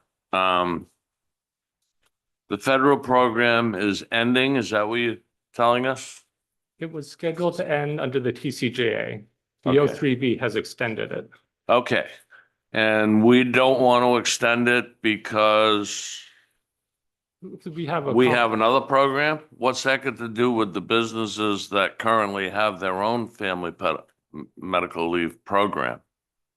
It leaves them hanging, I believe, doesn't it? So the paid family medical leave credit, that federal credit, has an exception for costs that are mandated under state law. Oh, okay. And so while there is a technical question there, the state program either requires you to be in the state program or to have another program. Right. And so either of those, Okay. our best understanding is either of So those would be the outside. 1% required between employer and employee. Does anybody get a credit for that? No, You can't itemize that as an expense? So there is federal guidance. I don't have it with me. Okay. I do believe that is an expense that you can itemize, but that doesn't generate this credit. Okay, but they are able to itemize that if they have to pay in the system? You know, But they can- can't if they have their own system? Okay, is that what, I think that's what I'm hearing. I can bring back the guidance the IRS Okay. has issued on when you can expense it and when you are taxable on it. Okay. It's a little bit complicated. All right, thanks, Mr. Delisandro. Oh, yeah. Further questions on that item for right now? Okay, seeing none. That kind of gets us toward the end of what's affirmatively written in the proposal under K. I did want to take the opportunity in Commissioner Clark's testimony on page 16. There's an appendix and Table A, conformity fiscal impact by provision. And I want to first just make sure I understand the table correctly, and then see if there's any of these items that committee members have questions on at this time. My understanding of this table, Are you looking at? Commissioner Clark's testimony, which we received, should be in your budget folder unless you took it home. I think I think it's in my truck. I'll go get it. Toss me the keys. And he'll never come back. Hopefully most folks have it and maybe can just kind of share for the moment. What it is a table showing the conformity fiscal impact by provision. And I just want to understand, the items on this table are, and correct me if I'm wrong, items that, when we change the date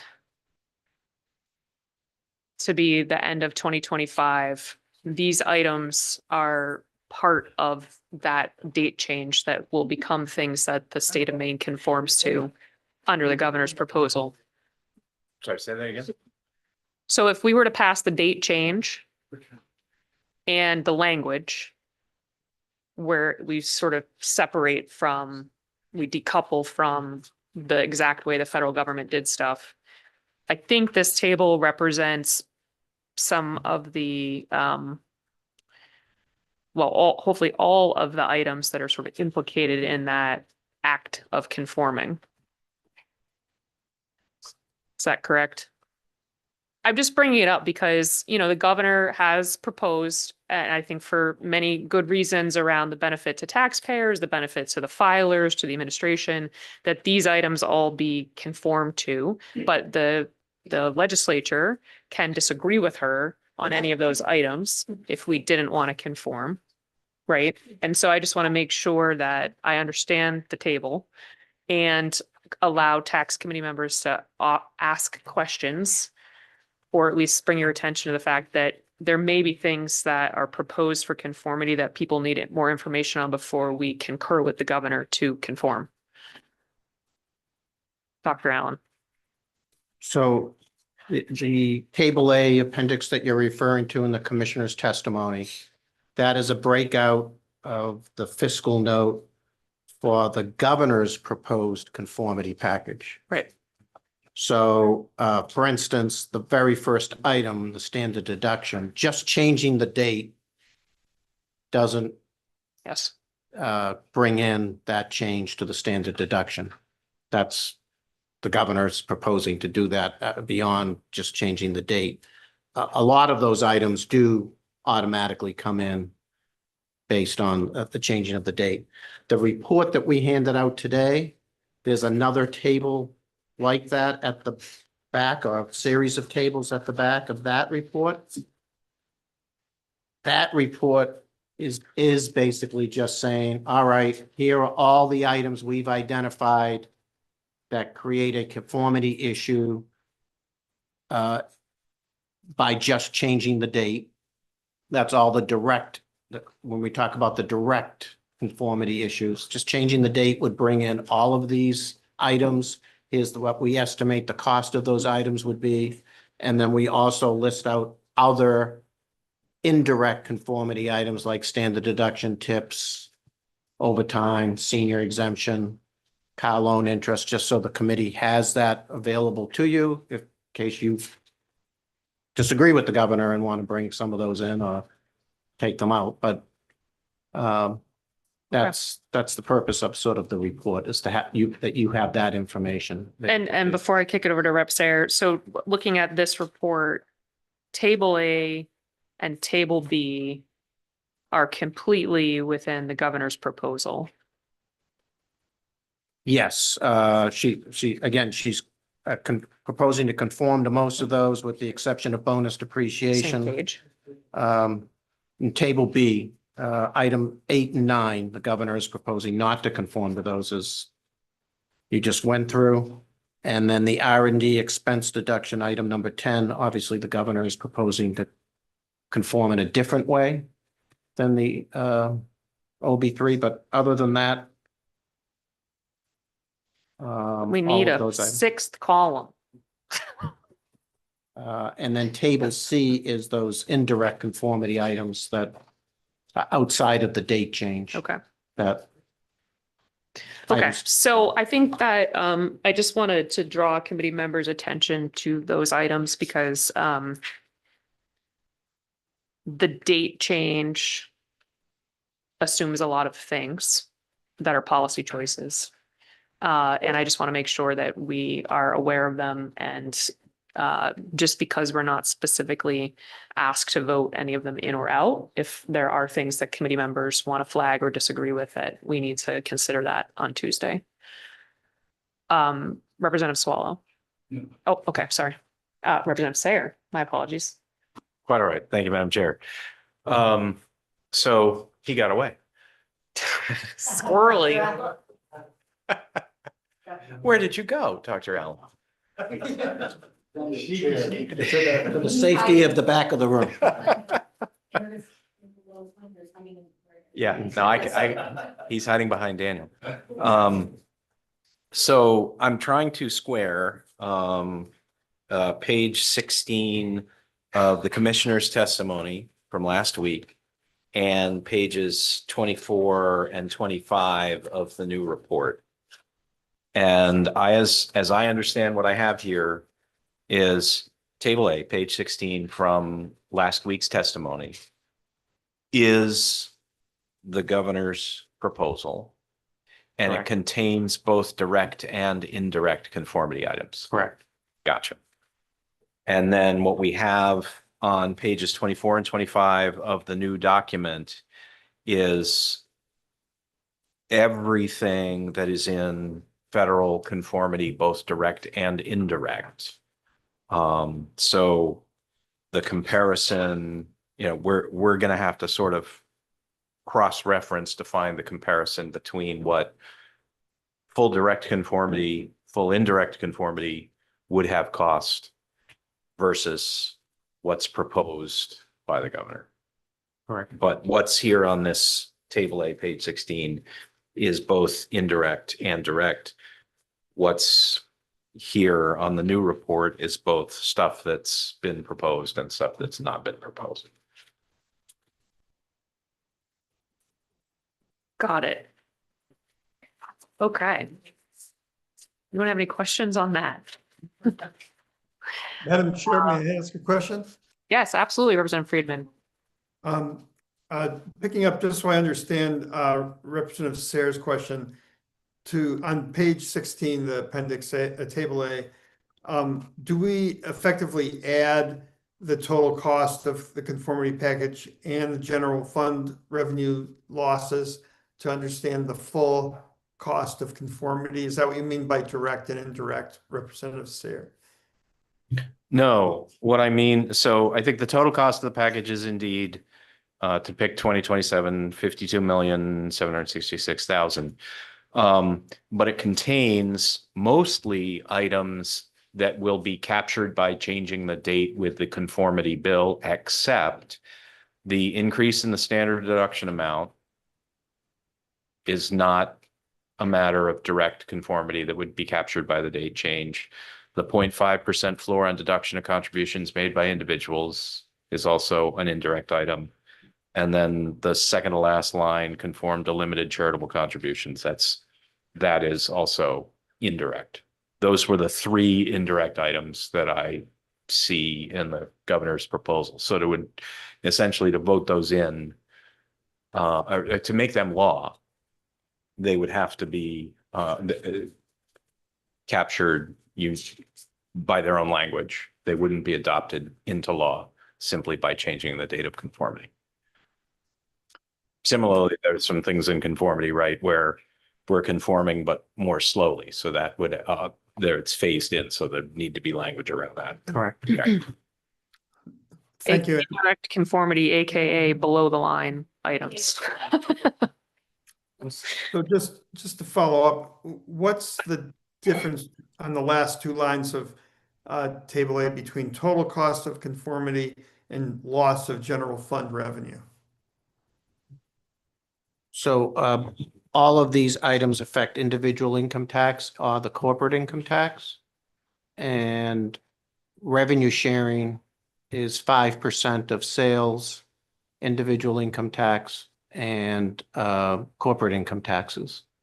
So the total cost is the line that says total cost of conformity package, but 5% of that number is impacting the local government fund.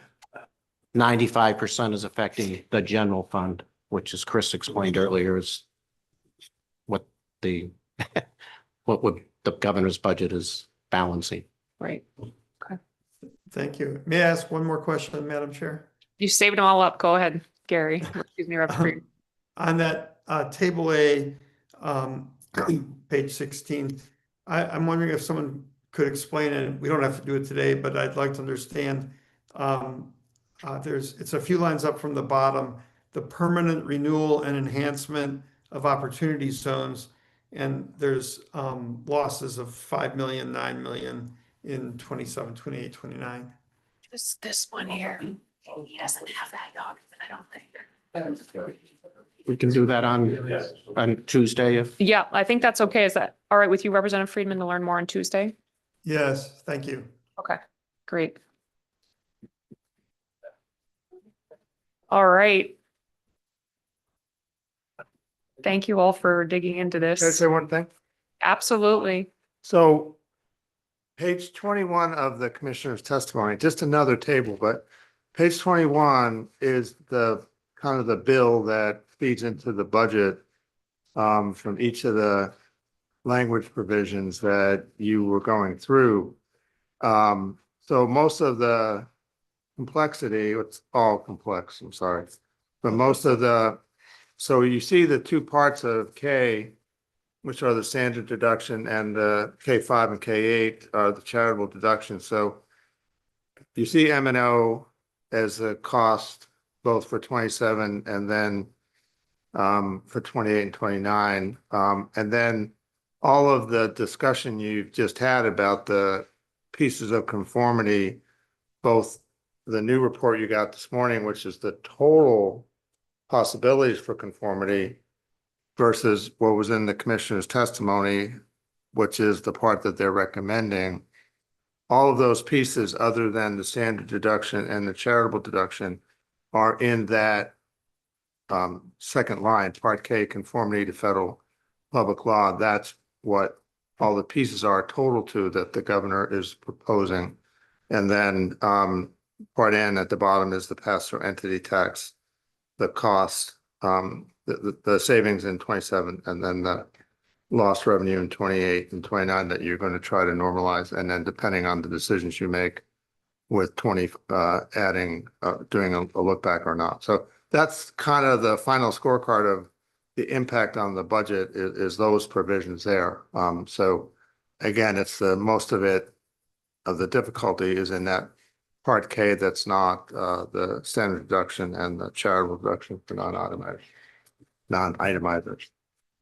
I'm sorry if that made it worse, but Well, it reminded me though that somebody had identified that Part M is kind of actually, there's a whole row sort of missing, I think, regarding what is the cost of the veterans blind homestead. And I think we heard it was around 5.5 million. yeah, Part annually. M is in the footnote on 21. The footnote is on 22, and that is the 5 million in 28 and 29. That's not a loss of revenue. That is a increased expense.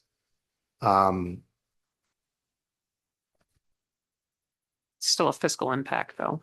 Fiscal impact is in 28 and 29, but you can't appropriate the money to I 28 see. and 29. Okay. So it will show up on the fiscal note for the budget as an expense in 28 and 29, but there'll be no appropriation in 27 for that.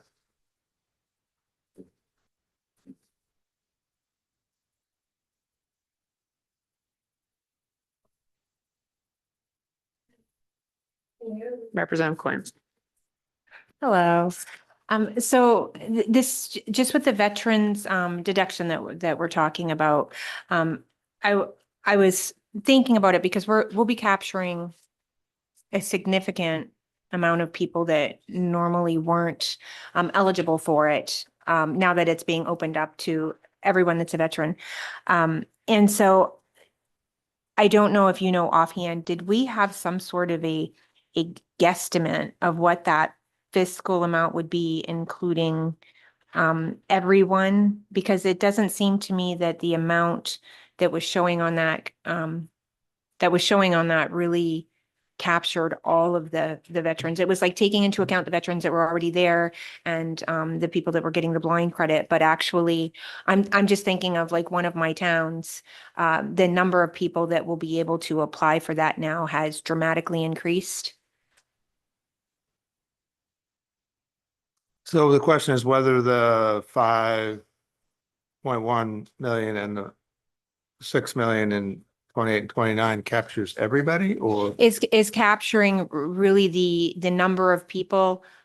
I'm just thinking that might be a little low, considering the amount of like veterans in my district who will now be eligible for it, who weren't before. Yes. I don't know if there. I see if a head that's shaking. Net number or whether that's a.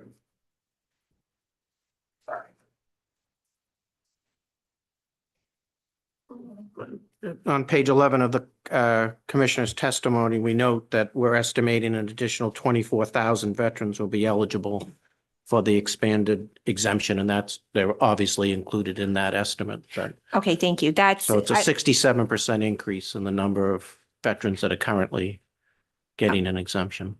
Okay, thank you. That is the number, and I'm sorry I didn't see that on the report, but I was curious if we had a number. Thank you so much. And again, they have to own a homestead. Oh, absolutely, yeah, absolutely. so- I'm absolutely Yeah. for it. I just was making sure that we were really capturing the number that would be eligible so that we're accurate and we're not having to come back to it later. So thank you. All right. I want to thank everybody for really digging into this. We have a challenging assignment, but I feel like we're in good ground in terms of understanding it. So that's progress. Only some I's are crossed. We will dot our I's going forward. So we will meet back here on Tuesday and try to finish as much of this deliberation as we can. I guess I would say, I don't know if committee members have questions, tomorrow or over the weekend, is there a way that we could, well, I'm just wondering, like, if it's stuff that we would want information on for Tuesday, can we send them to you, Steve, and you can? Yep, you send them can to- send it to me and I'm happy to send them to MRS. Okay. But just that way they're sort of compiled Yeah. as opposed to us all individually going for it. So if you do read the report and come up with things, I mean, given the tight timeline we're on, I want to try to have as much information ready for Tuesday as possible. So, okay. I don't think we have any further business. Oh, wait. Do you have those printouts from? Yes, I do actually. So the last homework assignment, because I forgot we were getting a report to read. What we have here is a breakdown of all the items that came out of tax, all the bills that came out of tax that are on the appropriations table at this time. That doesn't necessarily obviously include anything that is still in progress or hasn't gone to the floor, but I wanted to circulate this to members because I think while appropriations wants to hear our feedback on the governor's budget, which includes some of these items from the table, which is great. I think we also can take the opportunity, if we choose to, give feedback on other things that are on the table that we think are, critical to fund. I just, without getting into any details, some things might have small dollar amounts and be really important for the affected parties. And so I just wanted to ask members to take a look through this and we can consider including in our letter to appropriations recommendations on these items as well. Representative Rudnicki. Just a quick question as well. Where do we stand right now as far as bills that we still have to get out, and where are we? So we have a couple agency bills that we haven't not had work sessions on. And then there's a couple policy bills from legislators that are still in the mix. Most of which, so there's two that are scheduled next week. And then there's President Daughtry's bill and Representative Sayers' bill related to R&D. But there's not a lot, but I think what what's not reflected here is things that we voted that don't yet have fiscal notes and final language and are in that position. So they're not on our to-do list, but they're also not. Right. Yes. And so there's a number of those. And I think if you have specific questions about those, you could direct them, not right now, to our analyst, perhaps. You could email him. Rep Sayer. Yeah, I did a tally on this. So 14 bills not yet voted, 3 placeholders, which we may know. 1 new public hearing scheduled, the last department bill that just came through and has been referenced. 1, 2, 3, 4 bills that have work sessions scheduled, 1, 2, 3 bills that don't have their first work session scheduled yet. And then 3 bills that have had work sessions that are still in process. That need additional, just 1 public hearing. Oh, that's not bad. We're doing. Yeah, it's Yeah. the municipal cost components bill from the auditor. Yeah. Okay, So we're that's- doing pretty good. Yeah. I think we're keeping up. It's just, we have some deep. I agree. So I think we're all set.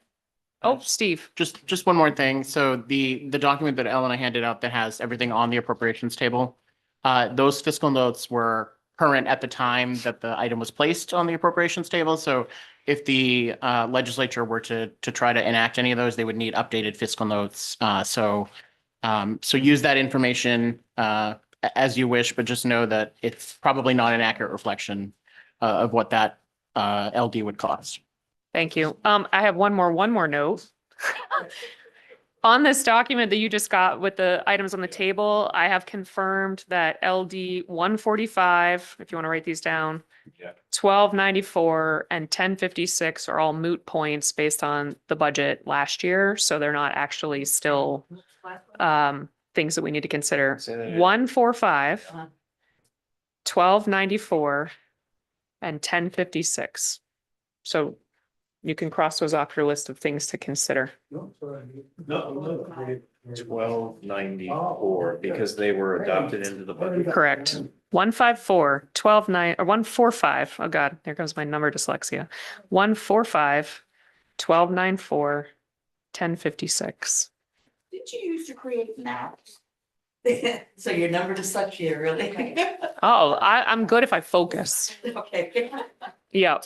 Okay, I think that really is it. We all have a lot of homework to do. I hope that you also can enjoy a little bit of the weekends. With that, we will adjourn the meeting. Thank you.